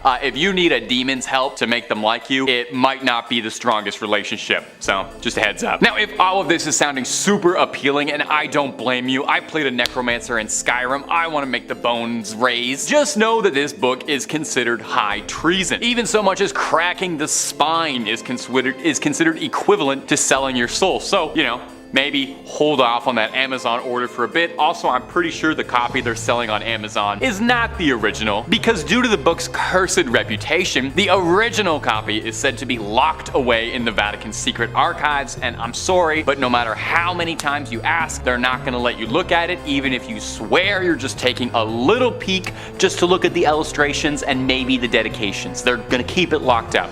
I know. Number 3, the Veil of Veronica. Now on these lists of holy relics, we've had all sorts of strange things. We've had fingernails, teeth, dried up hands, we got milk coming up later, all things that have come from the body. Well, this next one is no different. It's the Veil of Veronica, and to put it gently, it's a sweat rag that's a few thousand years old. Probably one of the most pungent odors on the planet. Imagine every gym locker room you've ever been in times 1,000. When Jesus carried the cross, bruised and beaten, there was one person among the crowds who saw fit to help him out a little. Veronica wiped Jesus' face with this rag, and miraculously his face transferred onto the rag like it was silly putty on the funny papers. Now as an outsider, I thought this is what the Shroud of Turin was. That was the wrapping used to wrap Jesus after his death, so the thing I'm learning is that Jesus left an imprint of his face on just about any surface he touched. You give him a hug, have his face on the shoulder of your shirt for the rest of your life as a sacred artifact. Now, the Veil of Veronica is hard to nail down hard, concrete facts on. It's never been officially canonized as a relic of the church, and is only alleged to exist. It's claimed to be owned at St. Peter's in Rome, although this particular relic is not on public display anywhere. Probably for the best. Honestly don't know if I want to see a 2,000-year-old sweat stain. The ones underneath my shirts are bad enough. Now it might sound like I'm being disparaging, referring to this relic multiple times as a sweat rag or a sweat stain, but I would like to offer this. The Latin name for the veil is sudarium. Sudarium literally translates to sweat cloth, so even the official churchly terminology for this relic acknowledges that it's just a stinky rag that has some sweat on it, but a holy stinky rag that has some sweat on it. Number 2, Mother Mary's milk. We're gonna do our best to get through this, I promise. Mother's Milk might be my favorite Red Hot Chili Peppers album, it's my favorite character on The Boys, and it might just be one of the oddest relics on a series of odd relics that's all the way to part 3. Took a lot of restraint to not put this in the first 2, but we're on part 3, so here it is now. As incredibly odd as it may sound, the Virgin Mary's milk is considered a relic of the Catholic Church. I hope they've been keeping that in the fridge, lest it spoils. Does holy milk spoil? Is everything I've said in this video profoundly heretical? There is a church called the Church of Milk Grotto, built outside Bethlehem. The history goes that the Madonna and child had taken refuge in this cave, and while she was feeding, milk spilled outwards and blessed the stone of the cave, turning it completely white. Now, the church serves as a popular shrine for women who are struggling with fertility, who hope that the lasting aura and presence of the Virgin Mary will bless them. There's a legend that goes with it. Saint Bernard, the saint, not the big dog that has his tongue hanging out, was devoted to the Mother Mary. And one day, he was praying at a statue of the Madonna, and he asked it to give him some sign, some proof that she was a mother. I guess the statue has like an odd sense of humor because it sprayed milk onto Saint Bernard. Depending on the variation of the story, either his eye or in his mouth. I saw a lot of really interesting paintings depicting this scene, and editors, I hope you're having so much fun trying to find photos for this one. I am so sorry. Truly, rest in peace your search history. In the Middle Ages, vials of the milk were sold and transported all over Europe. For what purpose, I could not tell you. These days, the Church of Milk Grotto sells a limestone powder made from the stone walls of the grotto, meant to be dissolved in a drink and consumed. Kind of like Crystal Light, but it's holy milk. Probably heals all that ails, and it's a good source of calcium, perhaps. And number 1, the holy prepuce. This is going to be the one that takes the channel down. You have no idea the restraint it's taken me to only be bringing this up now in part 3 of Strange Relics. This is probably the strangest relic of them all. We'll do our best to discuss this with reverence and also somehow figure out how to stay within content guidelines. Editors, best of luck. When Jesus was born, on his 8th day, a small piece of his skin was removed in a traditional ritual performed on Jewish men when they're born. Okay? Are you sort of following along with what I'm saying here? This particular part of the body that I can't quite mention that was removed at birth was an immensely holy relic to the Catholic Church called the holy prepuce. Now, the very bizarre part regarding the history of the holy prepuce isn't just that it exists at all, it's how much trouble one bit of skin would cause. You see, the prepuce first pops up in the year 800, when Charlemagne gave it to Pope Leo III on December 25th, making it one of the oddest Christmas gifts ever given in human history. From here, it stayed until 1527. Now, when Rome was sacked, a German soldier stole the prepuce and tried to keep it for himself until it was eventually recovered again and became the centerpiece of the village of Calcutta, where it was seen as the most exciting thing to happen in a while. It was like a celebrity showed up to the village. It was this great, big, important deal. They had a part of the body of the Savior. All manner of miracles are reported to have been the result of the holy prepuce. However, several other churches, villages, priests all claimed that they had the true holy prepuce, and any other ones you might have heard of out there were false. This problem became rampant, and in the early 1900s, the church wanted to wash their hands of the holy prepuce entirely and outright forbade any discussion of it in church matters. It was actually an excommunicable offense to so much as bring up the prepuce, meaning this video is pure heresy. In 1983, the prepuce was stolen from the church in Calcutta. Where is it now? Where did it go? Absolutely no one knows. No one's fessed up. You know, if you took it, I think now's a good time to just admit you did it. But if they're ever looking for a plot line for a third National Treasure movie, I have an absolutely amazing idea for something Nicolas Cage could steal. Number 5, Benito Mussolini. The Vatican isn't just the seat of the Catholic Church. Did you know that actually the Vatican is the smallest country in the world? Despite the fact that it does exist inside Rome, inside Italy, the Vatican technically is not part of Italy, but rather its own sovereign little country. About 1,000 people live there total. But it hasn't always been this way, and the reason that it became that way is a little darker than I'm sure the church would like to admit. It was a treaty with fascist leader Benito Mussolini. In 1922, Mussolini and the National Fascist Party came to power in Italy, crushing democracy and putting up a pretty pretty hostile dictatorship in its place. In 1929, Mussolini and the church came together to have a little meet and greet and sign a treaty, granting the church status as a private enclave, a sovereign state inside of Italy. Mussolini wouldn't bother the Vatican, and they wouldn't bother him. Mussolini even paid out a massive settlement, which the church invested and is believed to be valued at around $780 million.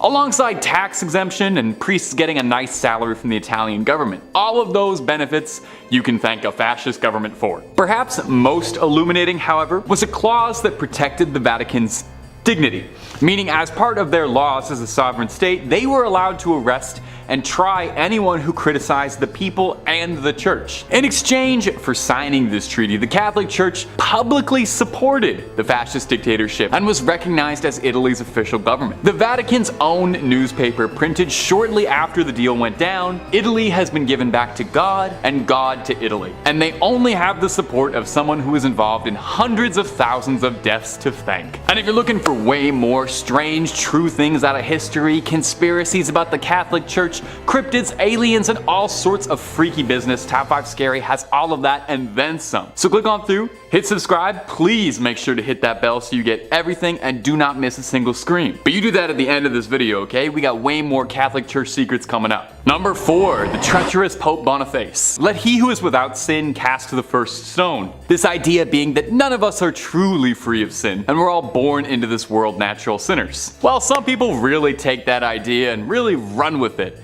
And you would be surprised how high up the Catholic Church some of these troublemakers get. That's where Pope Boniface VII comes in, one of history's most notorious popes for his incredibly unholy behavior. Pope Boniface was actually so wildly controversial that Dante Alighieri wrote in the Inferno that Pope Boniface was condemned to the 8th circle of hell where the frauds were kept. It's a really good window into the sort of general mindset of the population that in their books they were imagining all the ways he'd be tormented in hell.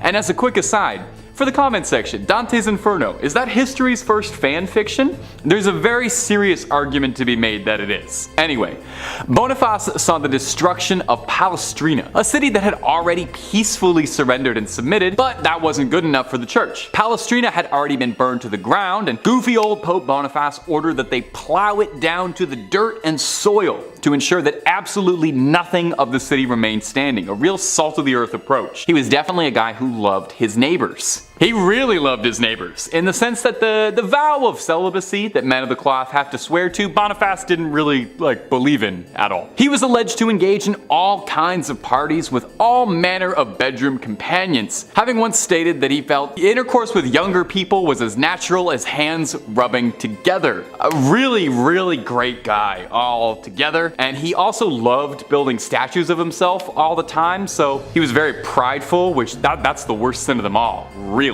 Number 3, Hyacinth of Caesarea. Our next entry is the bones of Hyacinth of Caesarea, another Catholic mummy. I'm starting to think there's more Catholic mummies than there were Egyptian ones.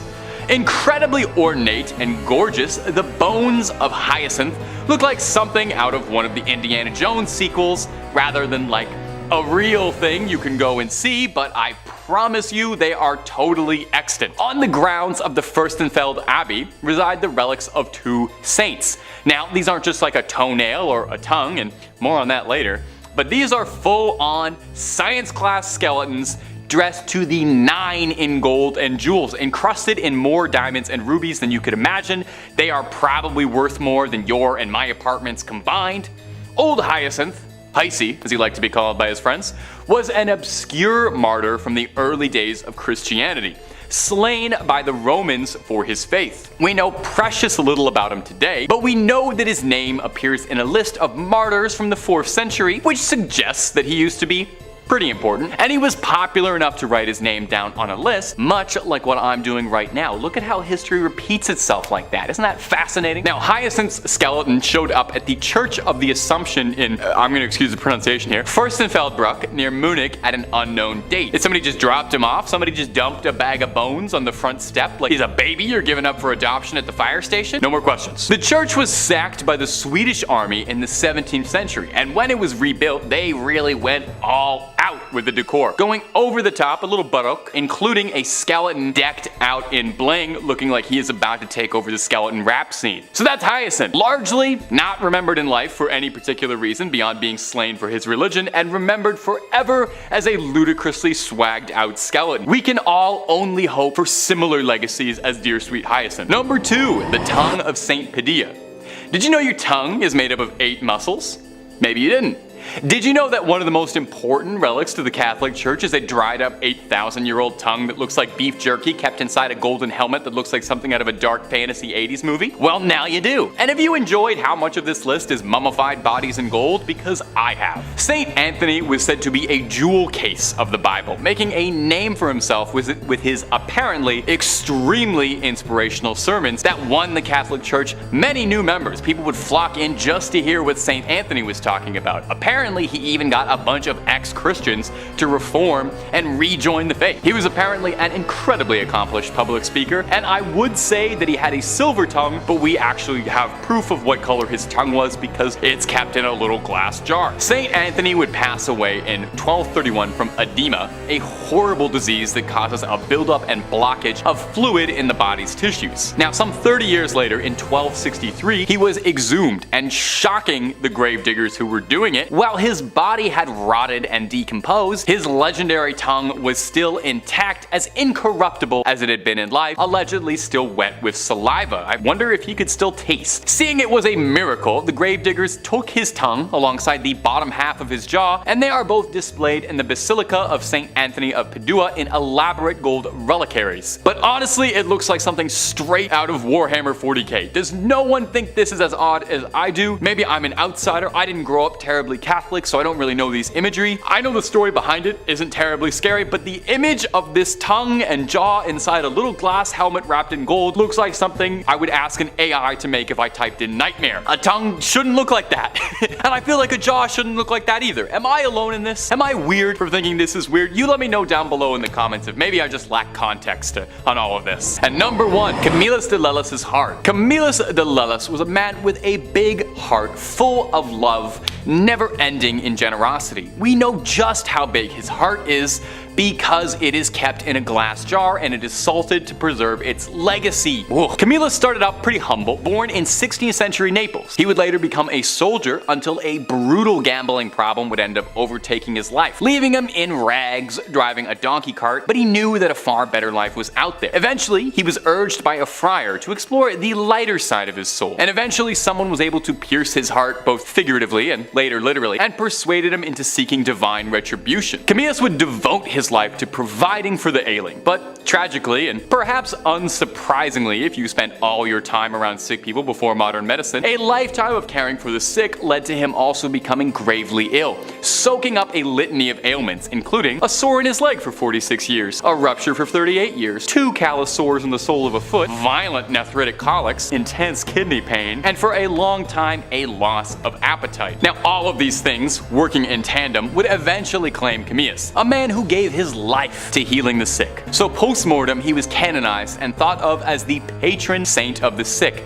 And what better way, I ask, to venerate a man famous for his ever-giving heart than to cut his heart out like he was in the Temple of Doom and start salting his heart like it was beef jerky? You can go to St. Mary Magdalene's Church in Rome to go see if his heart, put a stethoscope up to it, check if it's still beating, but it's pretty dried up and tucked away behind glass where you can go and pay your respects and see if it has any life left to bestow and maybe if it'll help you out with an illness at all. Number 5, Hans Schmidt. I think all of us, we want to be remembered for something amazing someday, right? That's only human.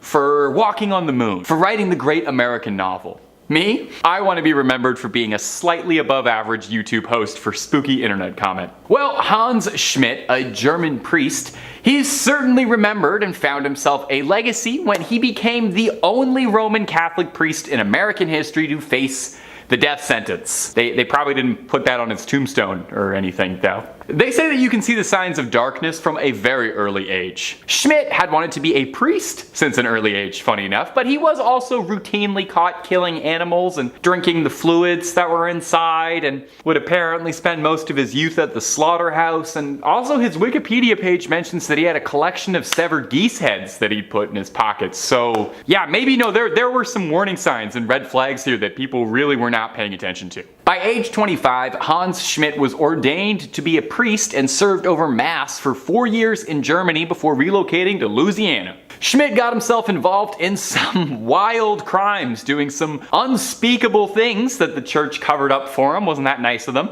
And they once again found him on the move, and he was sent to Manhattan at St. Boniface Church. Here, Schmidt would meet with the love of his life, Anna Muller. He became immediately obsessed with her, claiming that it was God's will he fall in love with her. Oh my god, ladies, don't you just hate it when a guy pulls the old, oh, it's God's will, it's God's will, all the time, eh? He began an affair with her, and he held a secret wedding, vowing to leave the cloth with her. When a Muller became pregnant, Schmidt knew he would be outed for disobeying the oath of priesthood. So, being a reasonable thinking man of God, Schmidt's solution was to slit her throat and remove her limbs and throw it in the Hudson River, and then went to Mass the next day. Oh, no, that's actually not very priest-like at all. Schmidt was tried, convicted, and executed in Sing Sing prison, where, like I mentioned earlier, he remains the only American priest that's ever happened to. Although from what I've learned about the guy, I don't think anyone would complain too much that happened. I don't know if this was a huge loss. And if you're looking for way more stories of creepy crawlies, ghosts, goblins, conspiracies, and basically anything freaky under the sun and above it that you can think up, hit subscribe for Top 5 Scary and don't miss a single scream. Make sure you hit that little bell, but do it at the end of this video if you wouldn't mind. Number 4, Gerald Robinson. Hey, a little hypothetical question. If you're a priest, how much Satanism are you allowed to dabble in? Probably not much, right? They probably would prefer that be like as zero as possible. Gerald Robinson was a Catholic priest, but was living a double life, practicing satanic rituals in secret with horrifying consequence. In the 1980s, Robinson was the chaplain at Mercy Hospital in Toledo, where he ministered over the terminally ill. The caretaker of the chapel there was a nun named Sister Margaret Ann Powell, a kindly old woman. Shockingly and horrifyingly, Paul was killed after being stabbed 31 times, with 9 times in a deliberate shape of an inverted cross, and a smear across her forehead symbolizing a mockery of last rites. Police suspected someone was trying to humiliate Paul in death. Father Robinson was questioned, but not charged. A clergyman took Father Robinson out of his questioning, and the case would freeze for nearly 30 years. Reports on the case would disappear, and police believed there was a conspiracy of a cover-up. It wasn't until late in 2003 when police received a letter from a woman using the name Survivor Doe, claiming that she had suffered under the hands of Father Robinson, who had been assaulting women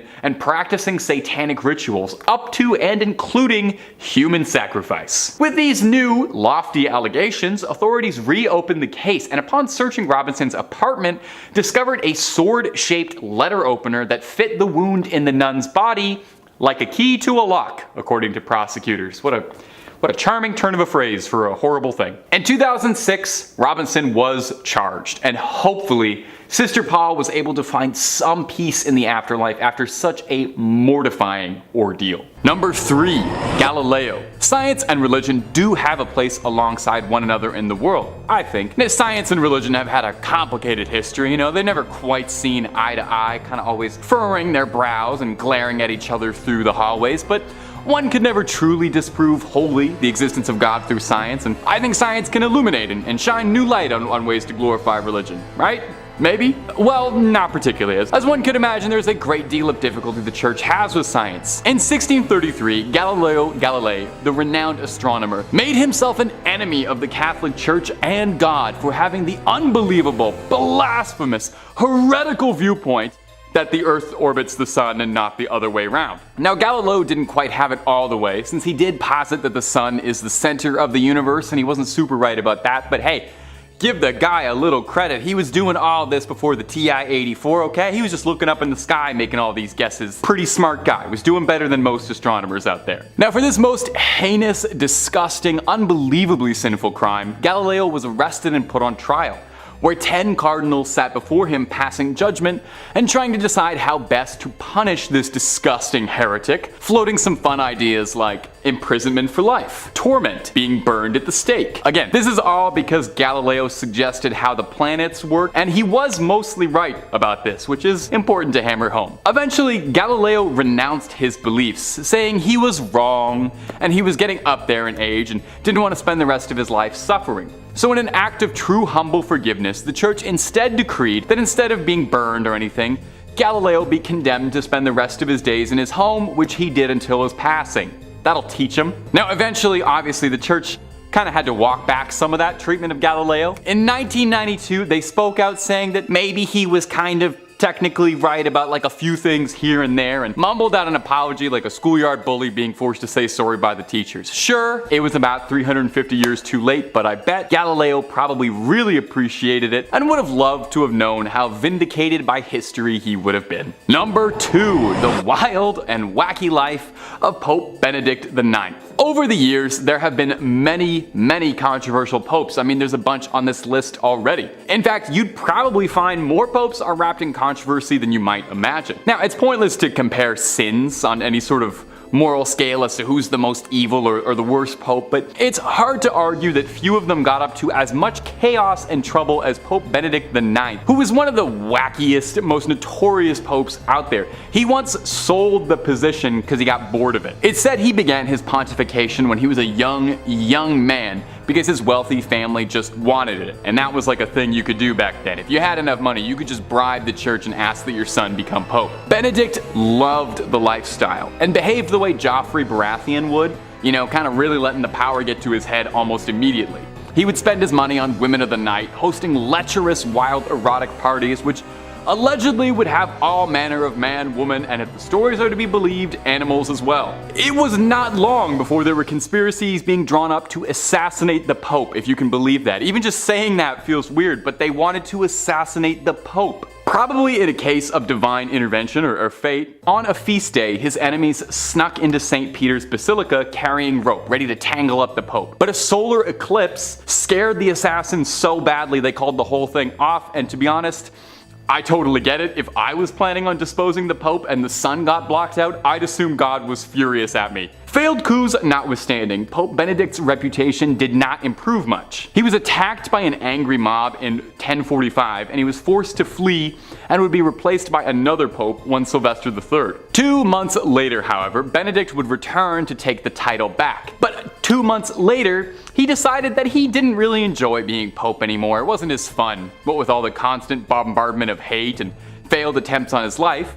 So he sold it to his godfather for what amounted to nearly $30 million. Imagine buying the Pope. Imagine buying being the voice of God.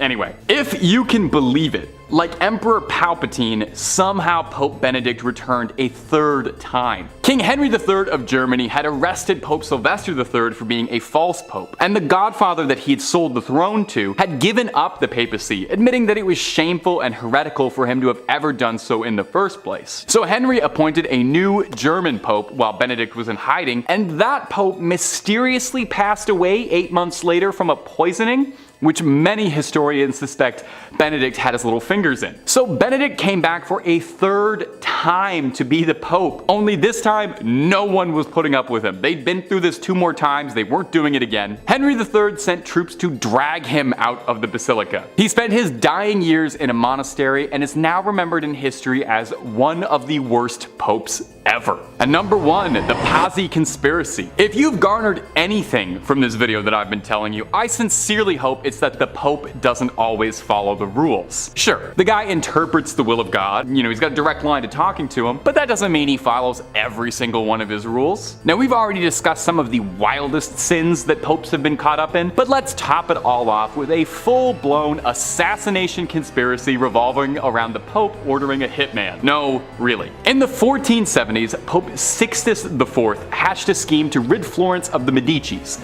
the most influential family in the country at the time, rivaling the church. The Medicis had served as the bankers for the papacy for generations, and as such were loaded. Pope Sixtus kickstarted this conflict when he changed the Medicis over as the bankers to the Pazzi family, who were more loyal to him. The Medicis didn't want to pay to help the Pope claim the town of Imola, which the Medicis themselves wanted to lord over. So with these in the way, the Pope thought that something had to be done about these meddling Medicis. So Sixtus contracted 2 assassins to carry out the plot against Lorenzo and Giuliano de' Medici during Easter Mass on Sunday, which just feels unbelievably disrespectful if you're the Pope, you know? You can't talk in church, but you can orchestrate a political assassination. That's fine to do on Sunday, on Easter Sunday? Now, if you're sitting here listening to this and you're kind of scratching your head because you feel like all of this sounds a bit familiar, imagine you have a white hood on and you're jumping into a bale of hay, because this was a driving plotline in Assassin's Creed 2,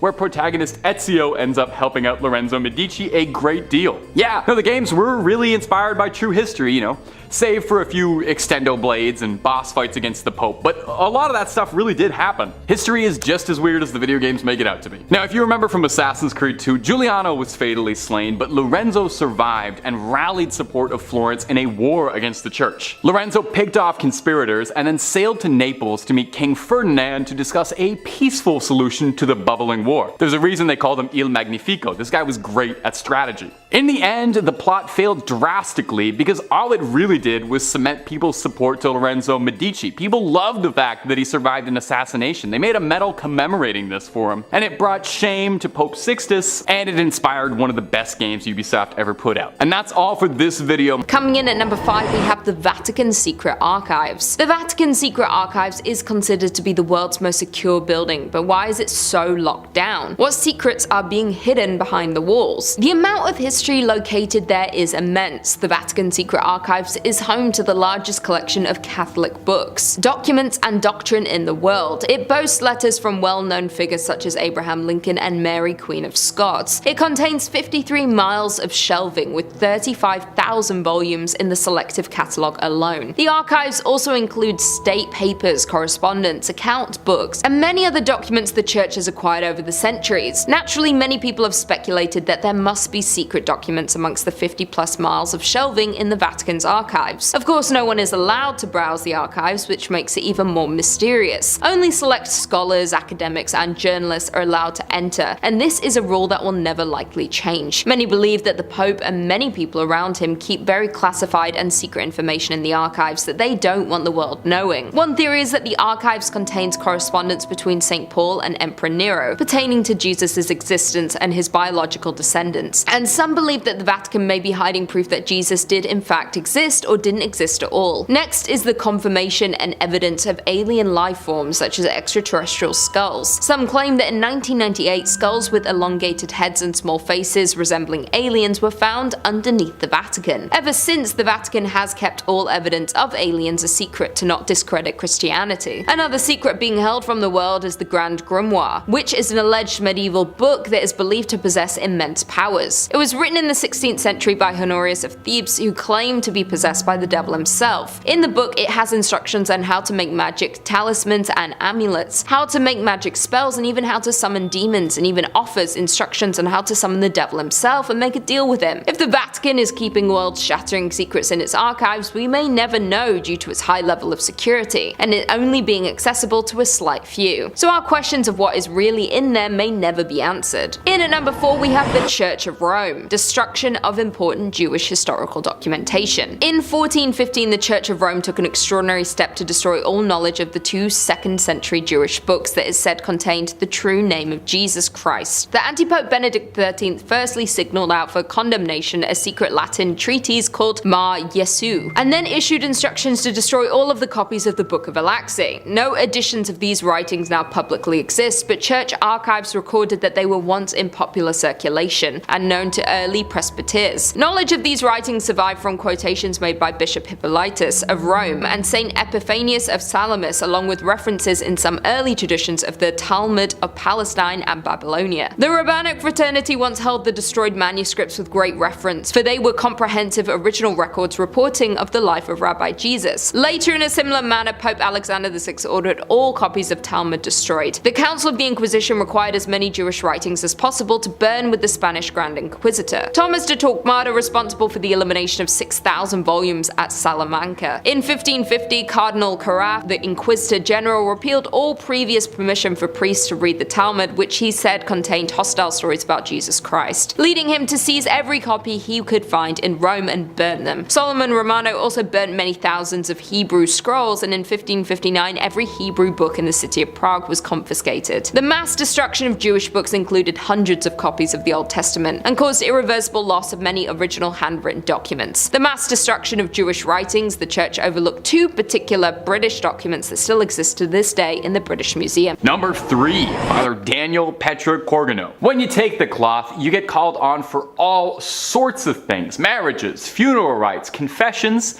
and in the extreme cases, exorcisms, where you're the last line of spiritual defense against a demonic spirit that has taken host of someone else's body. Of course, exorcisms don't always go the way that you would hope. Sometimes a little pea soup gets fired across the room. Sometimes the person you're exorcising accidentally dies from your neglect. Anything can happen, really. Father Daniel Petrocorgano believed that a member of his flock, a nun in the convent, one Sister Marcia Corici, became the unwilling host to a demon that had moved in and paid first and last for rent inside her soul. Now, she was experiencing classical symptoms of schizophrenia, but Corgano believed it to be demonic possession. Sister Corici was bound at her ankles and wrists and given holy water to drink, which she threw up. I don't really blame her. I bet it probably tastes weird. Rather brutally, after this, Sister Corici was bound to a cross and was gagged with a wet cloth soaked in holy water, which we already know she doesn't like the taste of. From here, she was cruelly subjected to a round-the-clock exercising over the course of 3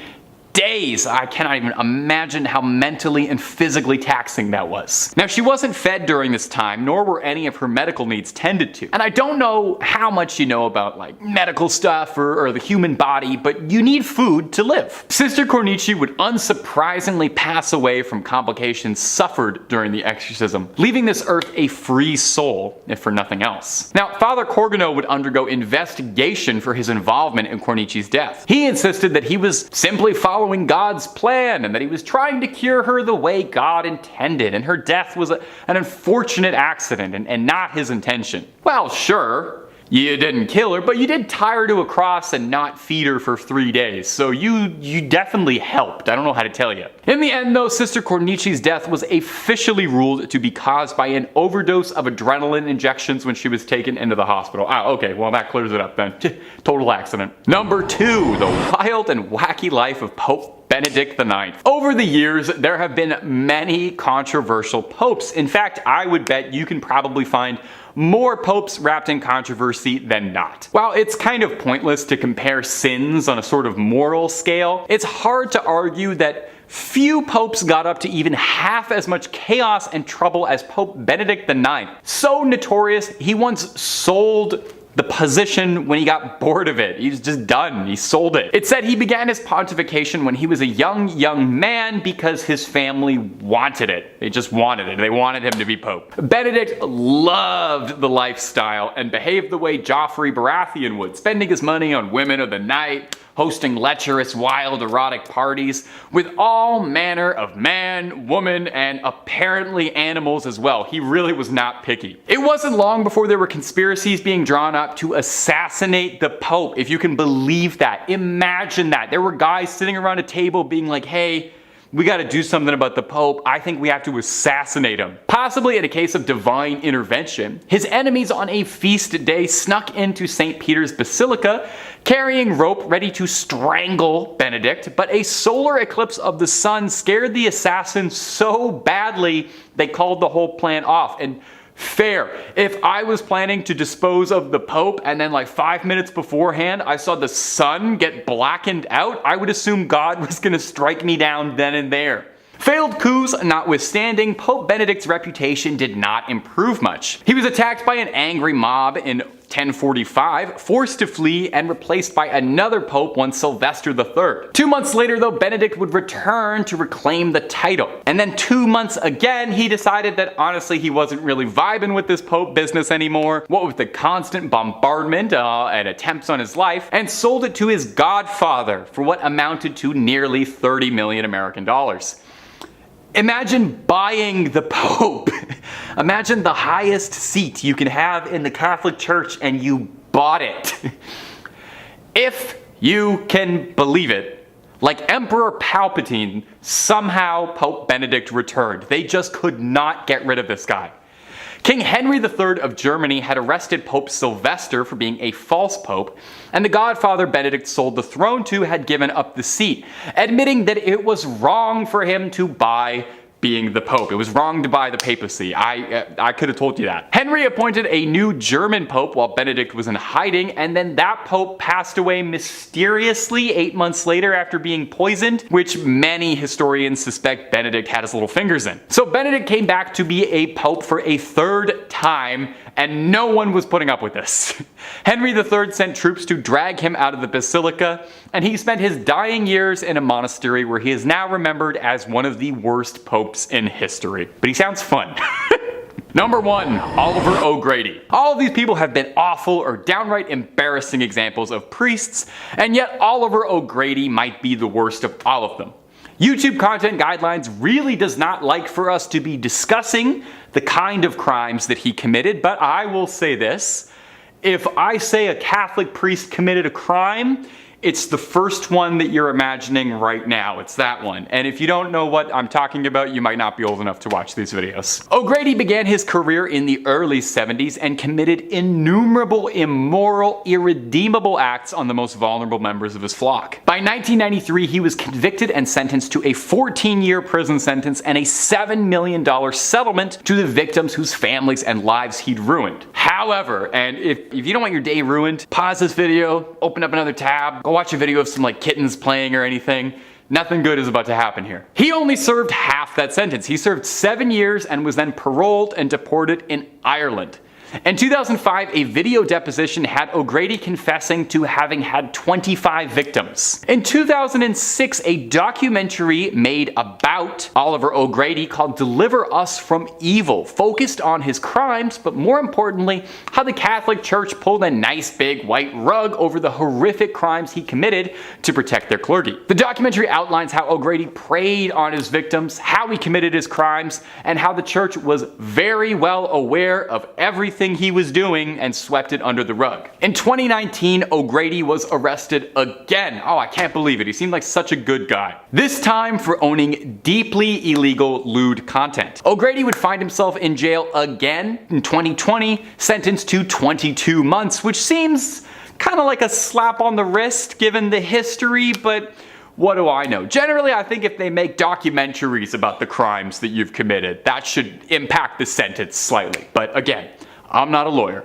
I'm just a YouTube host, and I'm just Tay. Kicking off this list in 5th place, we have the possibility of proof of alien life. In 1998, news reports emerged that strange, elongated, distinctly alien-looking skulls had been found during a restoration of the Vatican Library, with many suggesting that the Vatican secret archives must be hiding evidence of extraterrestrials. Perhaps an understanding between the Vatican and extraterrestrials is too far out there, too convenient to contemplate. Except the Vatican itself does not run from ties to aliens. Consider the words of Cardinal Conrado Balducci, a high-ranking Vatican official since the 1960s and close friend to many popes, who in 1998 instructed followers to remember a paragraph of the New Testament where St. Paul refers to Christ as King of the universe, not only as King of the world. That means that all beings in the universe, including aliens, are reconcilable with God. Heck, the current pope has said he would baptize an alien, so I guess that's progress for the church? You tell me. In fourth place, we have Conscience Court. Yep, the Vatican has a secret court for sins based on conscience. Not proof, not evidence, but absolution from conscience. Bishops who handle such hearings are the Apostolic Penitentiary, also known as the Tribunal of Conscience. Created by Pope Alexander in 1179, it was a secret to the public until 2009. Wow, a secret they kept from the general public? Consider me less than surprised. The sins judged in this court vary from spitting out the desecration of a communion wafer to priests breaking their vows of celibacy. Spitting out communion's a sin?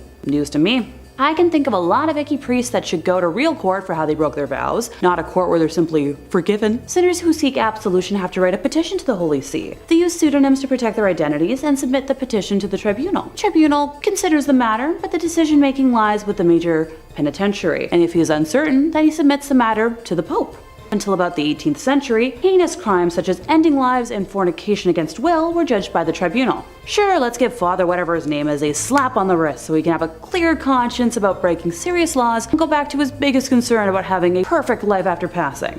Because that's the priority for serious crimes. Same with using a fake name for protection. Really great. Coming in at number 3, we have the Orphans of Duplessis. In the 1930s and 1940s in Quebec City was marred by unprecedented acts of corruption and repression due to a conservative revolution better known as the Great Darkness, which was led by Premier Maurice Duplessis, and many of the acts were involving the Catholic Church. In 1940, the Duplessis government and along with the Catholic Church began to diagnose orphan children with mental problems, even though these children were perfectly healthy. Due to this, thousands of orphan children were sent to a psychiatric institution of the church so that the church could receive a government subsidy for the treatment of these children. Unfortunately, this was a reality for so many because mental health wasn't as widely known as today, and it was unknown how to treat those suffering back then. At this time, many orphanages were converted into asylums for children, and more than 20,000 were misdiagnosed and imprisoned in asylums so that the Catholic Church could earn more money. According to reports, many of these children weren't orphans at all, but children coming from single mothers who were forcibly taken into church custody, and they didn't admit children out of wedlock. The people forced to be involved in this were subjected to nightmares, including drug testing and other medical experiments like electric shock therapy. In the 1990s, almost 3,000 survivors of the Duplessis orphan scandal revealed the horrific events they had to go through, but the government made a sad excuse of a settlement with the victims, and the Catholic Church remained silent to stifle the scandal. In at number 2, we have Joan of Arc. Most people know the story of Joan of Arc. She is mostly considered a hero of France for her role during the war. She is now considered a saint, but the Catholic Church hated her. She claimed that she was receiving messages from God, instructions on what she should do to help her people. This angered many higher-ranking officials within the church. Joan saw her first vision around the age of 13 in 1425. The figure she identified as Saint Michael, surrounded by angels, appeared in her garden. After receiving the vision, she wept as she wanted to go with him. Throughout her life, she continued to be visited and given messages from the Lord. By 1428, Joan's visions told her she must leave her home and go to France. Since then, she gained followers and support in her fight to recover France from English domination. The Catholic Church denounced her visions and set out to take her down. In 1430, Joan was captured. She was put on trial for heresy, even though Joan was a devout Christian. They gave Joan as many charges as they could, hoping she would be found guilty of at least one of them. The military were relieved of her capture. They believed her to have supernatural powers. They feared her as it was not typical for women to wield such power and command. One of the most well-known charges against Joan was that she wore men's clothing, something apparently illegal back then. In reality, this came from the fact that she wore armor while in enemy territory, something not seen as being ladylike for the time. The trial was not conventional for the time. It was clear no matter what she did, they were determined to find her guilty. Although she was impressive during the trial, she was ultimately found guilty. She was found guilty of heresy and sentenced to death. She was to be burned at the stake. Joan is seen as a hero and a saint today. The Catholic Church tries to distance themselves from her mistreatment. And finally, in at number 1, we have the Vatican's quest for aliens. It might surprise you to know that the Catholic Church has a keen interest in aliens. They hold a conference each year to talk about astrobiology. If you haven't heard that term before, it's a term they created to make their meetings about aliens seem more legitimate. The Vatican has often defended itself in the public about their interest in extraterrestrial. As they often state, evolution is not something they believe in. You would assume they also didn't believe in aliens. The Vatican even has its own team of scientists looking into the existence of these beings and attempting to make contact. The chief astronomer stated, "There is no conflict between believing in God and in the possibility possibility of extraterrestrial brothers, perhaps more evolved than humans. He went on to explain that you cannot put limits on God's creative freedom, so it makes sense after creating Earth he would go to create other beings. Some even believe that humans are lost sheep of the universe, and we need to find the more evolved of God's creations. All of this would not be such a surprise if they hadn't condemned science since the creation of the church. In the 17th century they condemned the astronomer Galileo for insisting that the Earth revolved around the sun. It seems they have progressed in some of their beliefs since then. Some believe that they spent a lot of money on their exploration into space and have even discovered a few things that they are keeping to themselves. Some historians believe that within the Vatican secret archive there is evidence of contact with extraterrestrials. It is not known why they would keep this information from the world. Do they want to use it to further their beliefs, or maybe they don't consider everyone to be worthy? We do know there are stories of communication with other beings, but the information is mostly kept with the church. In 1917, 3 children saw the Virgin Mary, who gave them a telepathic message. The message was that we are not alone on the planet. They warned that humanity needs to prepare for their return. The Catholic Church censored these messages. The only person who knew the full content of the message was the Pope, who refused to release the details of all 3. This is just one instance of messages received on Earth that have been held by the Vatican for years. It is believed they have no intention to release this information. The archive is heavily guarded. Who knows what could be hidden within their findings? Number 5, David Love. Love is in the air, isn't it? David Love, in particular,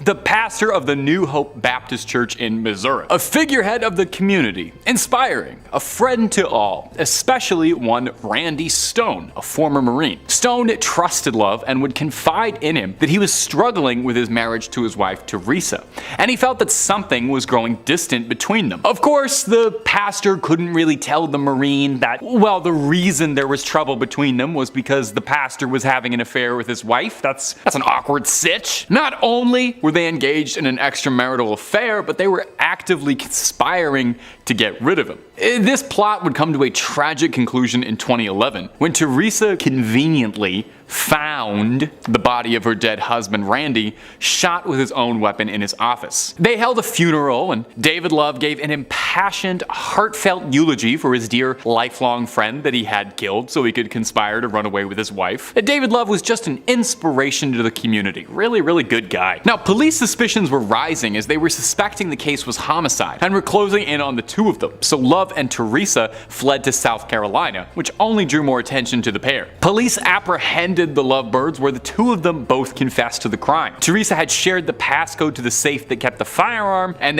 their plan was to have Stone killed, collect the insurance money, and start a new life together in South Carolina. Well, they would find a new life together, but not one in Myrtle Beach knocking back Mai Tais, but one inside prison walls. David Love was sentenced to life in prison. Meanwhile, Teresa was sentenced to 8 years, and presumably the 2 of them aren't making too many friends in there. And if you're looking for more stories of corrupt priests, true crime, and basically anything scary you can think of under the sun and above it, I'm talking aliens, cryptids, ghouls, goblins, you name it, Top 5 Scary has a video on that and then some. So hit subscribe. Please make sure you hit that little bell so you don't miss nothing. But do that at the end of this video if you wouldn't mind, because I got 4 more crazy stories of priest confessions coming up for you, well, right about now, actually. Number 4, cheater, breaking the seal. Now here is an interesting one because, well, I guess you could say it's unsettling, and it is about a priest confessing, but he isn't the one committing the crime, at least not legally, perhaps morally. You might find this morally apprehensible. When you take the cloth, you have to vow to uphold the confidentiality within confession, kind of like what doctors and therapists do, but times 10. No matter what you hear, you must keep the seal of confession. The priest assigns you a penance. You're told to do some amount of Hail Marys, Our Fathers, and once you're done with all of that, you're good, absolved, all sin, keep going. Now, sometimes the priest does get a little more involved. You know, they'll come up with a plan to help you find absolution, or sometimes he rats you out. This Maryland woman who posted her situation to Reddit found herself embroiled in a very bizarre legal conundrum. She confessed to the priest that she'd been having an affair, and instead of telling her to pray on the rosary, the priest told her the only thing she could do for penance was to confess to her husband. Obviously, she didn't like the idea of that much, so she didn't, and when she didn't, he took matters into his own hands and he told the husband that he was being cheated on, breaking the sacred seal of confession. She came home to find her husband packing his bags and leaving and suspected that something might be up. So she turned to Reddit asking if she could take legal advice against the priest if he'd broken the law or anything. But here's the thing. He didn't break any federal, provincial, municipal laws, but he did break a canonical law, going against the laws of the Catholic Church. You see, a vow of confidentiality can only be broken for cases of extreme personal endangerment, such as criminal cases. You know, if you go to a priest and you confess, I'd really like to kill this person, here's how I'm gonna do it, he's allowed to tell somebody about that. But having a personal attachment to one particular confession is not a good enough reason, which means he could face excommunication and be excised from the church and the cloth as a whole. Excommunication, it's for everybody from heretics to gossips, the worst sin of them all. In third place, time to talk about exorcisms. Well, I'm sure someone out there is chuckling, exorcisms are nothing to be taken lightly. They're a religious or a spiritual practice of evicting demons, jinns, or other malevolent spiritual entities from a person or an area that is believed to be possessed. It varies a bit from religion to religion, so bear with me while I specify how it works in the Catholic Church. In Catholicism, exorcisms are performed in the name of Jesus Christ. There's a distinction between major exorcisms and minor exorcisms. Minor exorcisms are included in some blessings in which priests create sacramentals such as blessed salt. A related practice is deliverance ministry. Now, the distinction between deliverance ministry and exorcism is that exorcism is conducted by priests who are given special permission from the Catholic Church, while deliverance ministry is prayer for people who are distressed and wish to heal emotional wounds,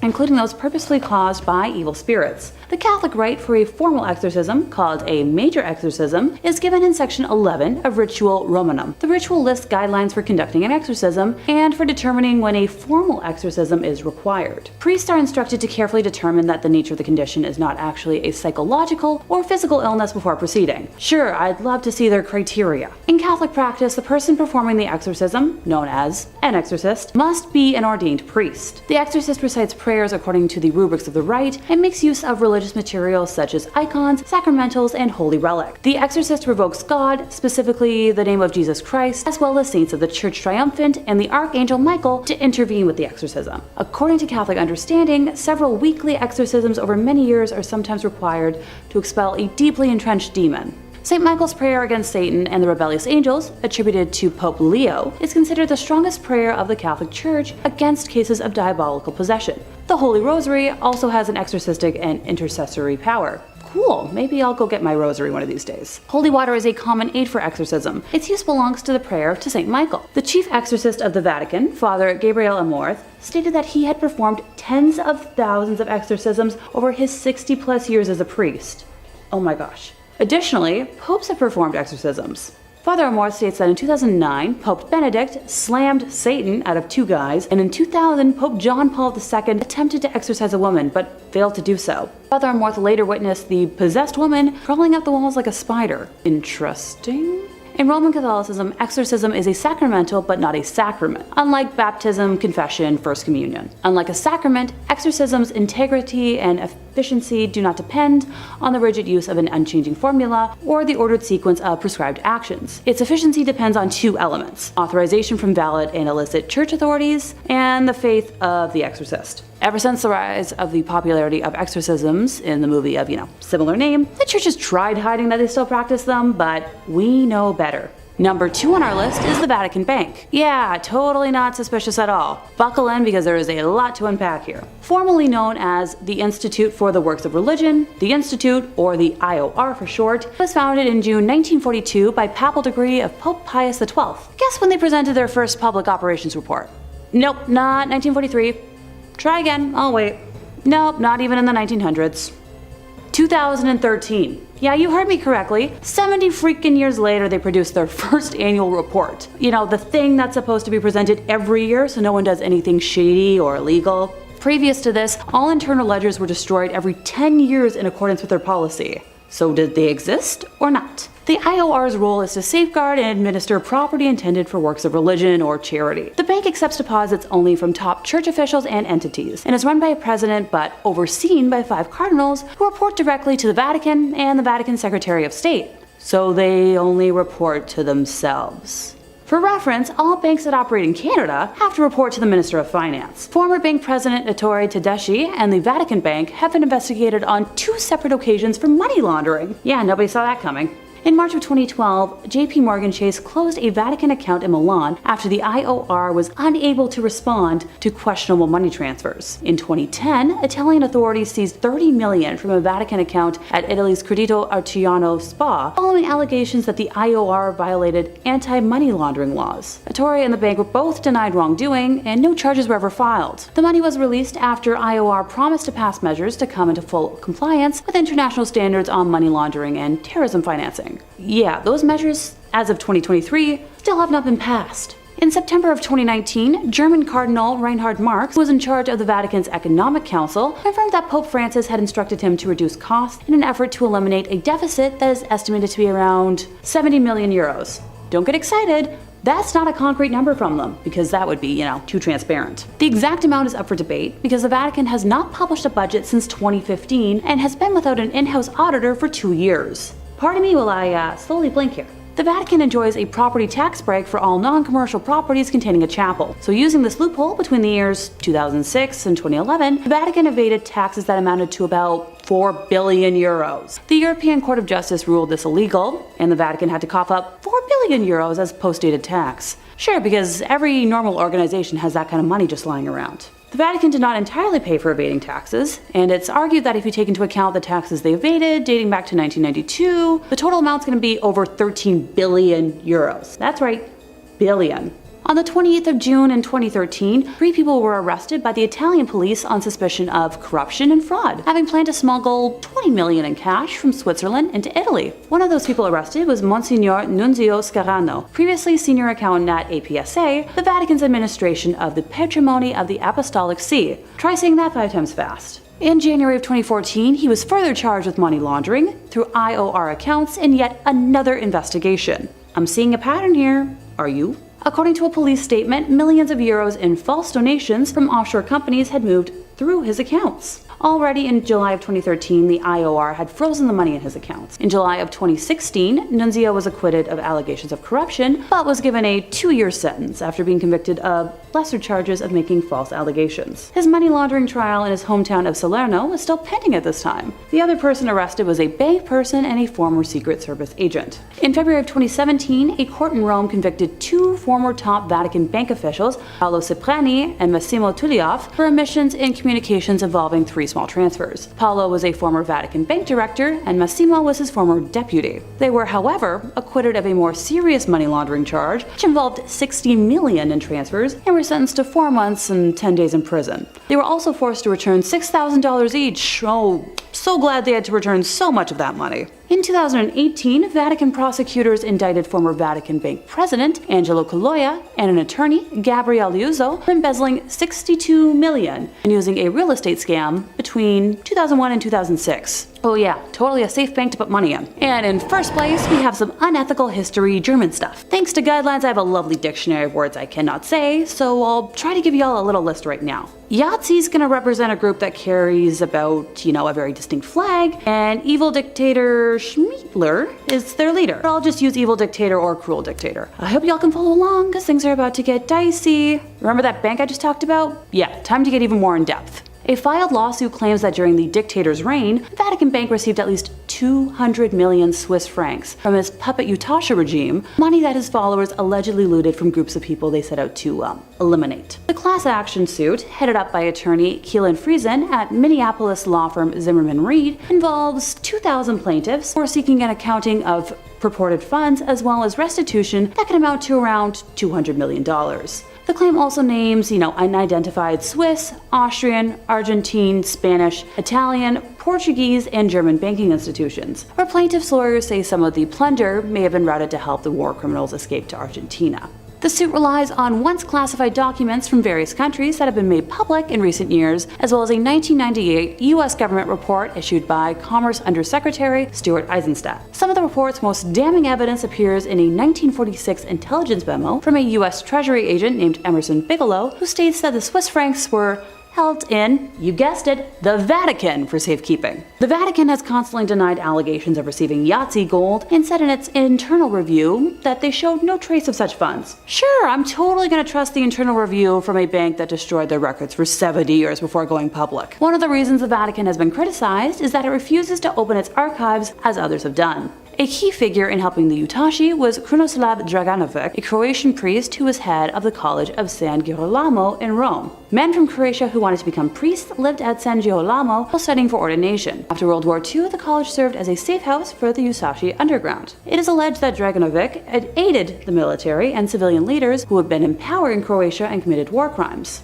His assistance consisted in obtaining false documents and safe passage out of Italy. People write that there are allegations that he used his Vatican Bank connections to launder gold stolen by, you guessed it, and that he was paid for his cooperation. He admitted in a 1945 that he had personally moved 40 kilos of Utashi gold to Rome, concealed in 2 packing cases. A request made under the Freedom of Information Act resulted in the 1997 release of Bigelow's report. Criminal conduct described in the report led to the institution of a 1999 lawsuit against the Vatican Bank. Criminal conduct described in the report led to the institution of a 1999 lawsuit against the Vatican Bank filed by survivors and descendants. The lawsuit was dismissed in 2009 under terms of the Sovereign Immunities Act. Although the legal case no longer stands, moral questions surrounding the plunder remain. Yeah, I've got a few questions of my own. Now, ever since allegations concerning the Vatican Bank and the Croatian plunder became public, requests have been made to the Vatican to allow access to archival documents from the time of Pope Pius. Pius was Pope from 1939 until 58, and if there's anything, it would be found on documents from his papacy if they still exist. According to Gerald Posner in God's Bankers, following tradition, documents relevant to Pope Pius could have been made public on March 12th of 2014, 75 years after his election as Pope, but you guessed it, the date passed without any release of those documents. At a 1997 conference on looted Yahtzee gold in London, the Vatican was the only one of 42 countries that rebuffed all requests for archival access. At a 1998 restitution summit in Washington, it ignored an emotional plea by U.S. Secretary of State and stood aside as 44 countries approved an ambitious plan to return, icky looted art and property, settle unpaid life insurance claims, and reaffirm the call for open access to that time era archives. Subsequent pleas for opening the files by Bill Clinton, the State Department, and other organizations went unanswered. Enthusiasm over a 1999 Vatican announcement to allow Jewish historians into the wartime archives was short-lived. Access was limited to 5,000 documents that had been selected and published years earlier by 4 hand-picked academics. Number 5, a time machine. Among the many conspiracies about what goods are hidden inside the Vatican's secret archives, one of the more popular and reoccurring ones is that the Vatican has access to wondrous technology hidden away from the rest of the world, from ancient civilizations, stuff like that. One leading theory is that among these devices is something called the Chronovisor, an alleged time machine of sorts that allows the user to peer inside and see whatever time period in history or forwards they desire, like a little time camera. Doctor Who would love it. One Italian monk, one Pellegrino Ernetti, claimed that he developed the Chronovisor at some point during the 1950s with a team of 12 esteemed scientists who all wished to remain anonymous in the process. I would put my name on that if I invented time travel, personally. I'd want people to know. The Chronovisor is described as consisting of antennas and an unknown metal that's really good at looking through time, a little knob for tuning to a particular time and place, and a screen and recording device. Ernetti described that he and his team used this machine to view speeches by Mussolini and Napoleon, scenes from ancient Rome, and the crucifixion of Jesus Christ, which they allegedly tried to take a photo of. Now obviously no one's seen the Chronovisor. If such a device was to exist, it would naturally be pretty secretive. An Italian magazine in the 1970s claims that they found that image of Christ's crucifixion, the photo that was taken through time, only to discover that it was actually just a postcard. So this one's a bit up in the air. Let me know if you think this is real, but also, you know what? Let me know what time period you would want to take a picture of, if you could see that up close. And if you're looking for way more scary content, my friends, you already know Top 5 Scary is the place to be. We've got everything scary under the sun. Cryptids, conspiracies, true crime, fake crime, aliens, UFOs, just about anything freaky you can think of. So click on through, subscribe, stay scared, and don't miss a single thing. But keep watching this video too, okay? We worked hard on it. Number 4, the 3 secrets of Fatima. Over 100 years ago, 3 young people in Portugal from the town of Fatima claimed that they were visited by the Virgin Mary herself in a vision, and the Madonna shared with them wondrous prophecies and visions onto them. These visions, allegedly, were the Second World War, the rise and fall of communism, and the death of a pope. And these were referred to as the 3 secrets of Fatima. Very cool prophecy stuff. Now, story goes that the Madonna would visit these 3 shepherds every 6 months on the 13th day of each month on the dot. She was very punctual. Influenza would end up claiming the lives of 2 of these prophets, leaving only one to share messages with the world, and then only briefly too. Conspiracies and conspiracists state that the things the Virgin Mary told the shepherds weren't quite reported on accurately, and in truth, the church knows the real secrets that were bestowed upon the Fatimans, and that these were way too dangerous to be let out and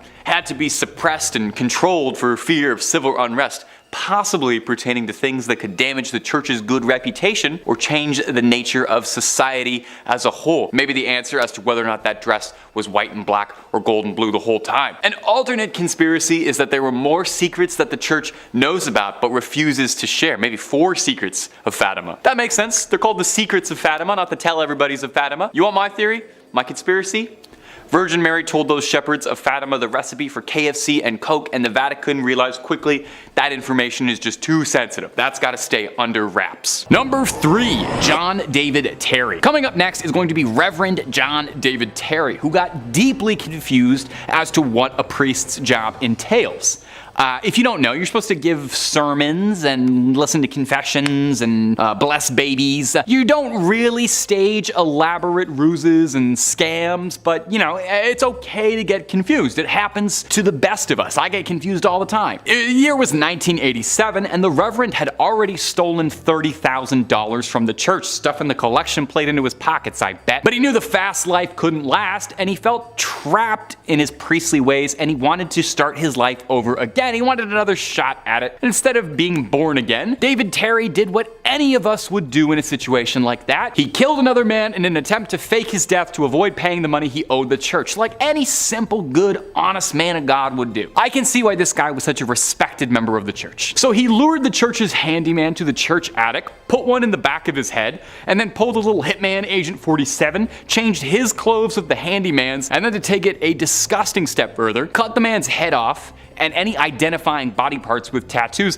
You don't think the investigators would notice that immediately? You don't think they'd notice immediately that anything that could ID a body wasn't there? Anyway, that wasn't enough though, because then Terry planted false clues using the victim's fingerprint to try and make it seem like the handyman was the one who killed him. That seems like unbelievably rude. It's one thing to kill a handyman, fake your death, but to frame him for it? He then tried to burn the church down to cover his tracks, but hey, like I alluded to, investigators are actually pretty good at noticing foul play. The body wasn't burnt enough, so they realized immediately that it wasn't who they wanted. The coroner reported they had a different body than the Reverend, and it was less than 48 hours before David Terry confessed to his crimes. He was apprehended, arrested, convicted, and put to death. I don't really have a funny way to end that point. He's dead. Number 2, Joseph Tiso. Hey, World War II. What a crazy time, eh? What a crazy time that was. I wasn't there. I don't know. When we talk of the rise of fascism, part of what makes it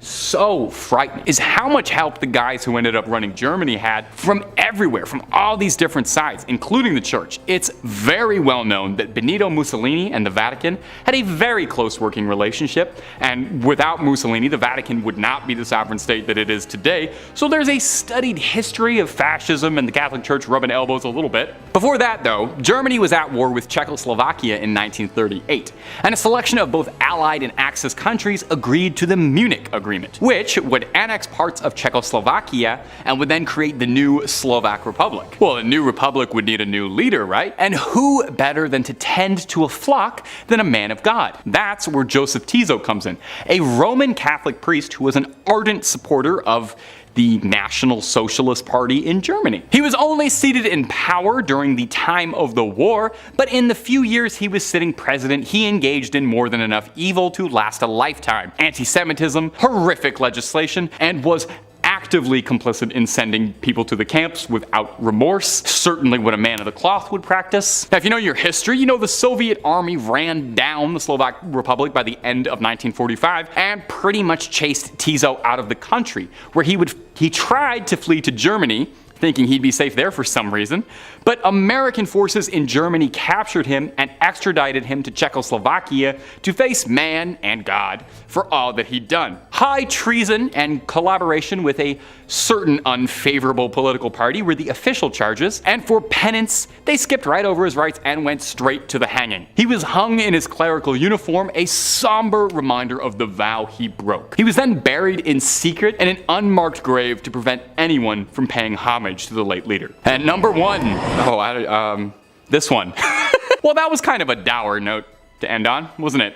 I know you clicked on this knowing it was going to be scary, true crime stuff, but that was still pretty dour. We could probably stand to alleviate the mood just a little bit, so I thought for the number one spot, we'd end on an unsettling thing seen by a priest that was also a funny one. It was a demonic presence in the church, a very domineering presence. Travis Clark was a 40-year-old priest of St. Peter and Paul Church in LA, and he received a 3-year prison sentence for, how do I put this gently? Filming a film for adults on the church's altar with two women who prefer leather and chains and whips when it comes to love. Leather lace, if you're following along with that. And if you don't really know what I'm talking about right now, that's okay too, but you're probably too young to be watching this sport. Look, I'm not saying you shouldn't have a little fun. What you do in your bedroom is totally your business. I'm not sure though, if you're a priest, if you should be sinning directly in the place you talk about how sinning is bad and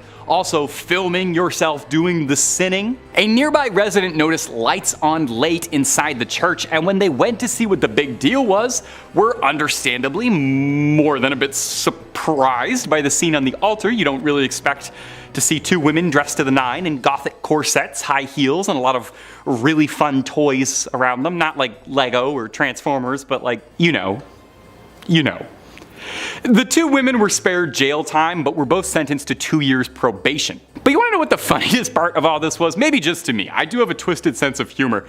They burned the altar after this. They ordered it desecrated beyond repair and burned it down. So many unspeakable things in history happen in churches, but holy water was not enough to scrub these stains out. The black light will reveal sins that God doesn't even know about. Wow.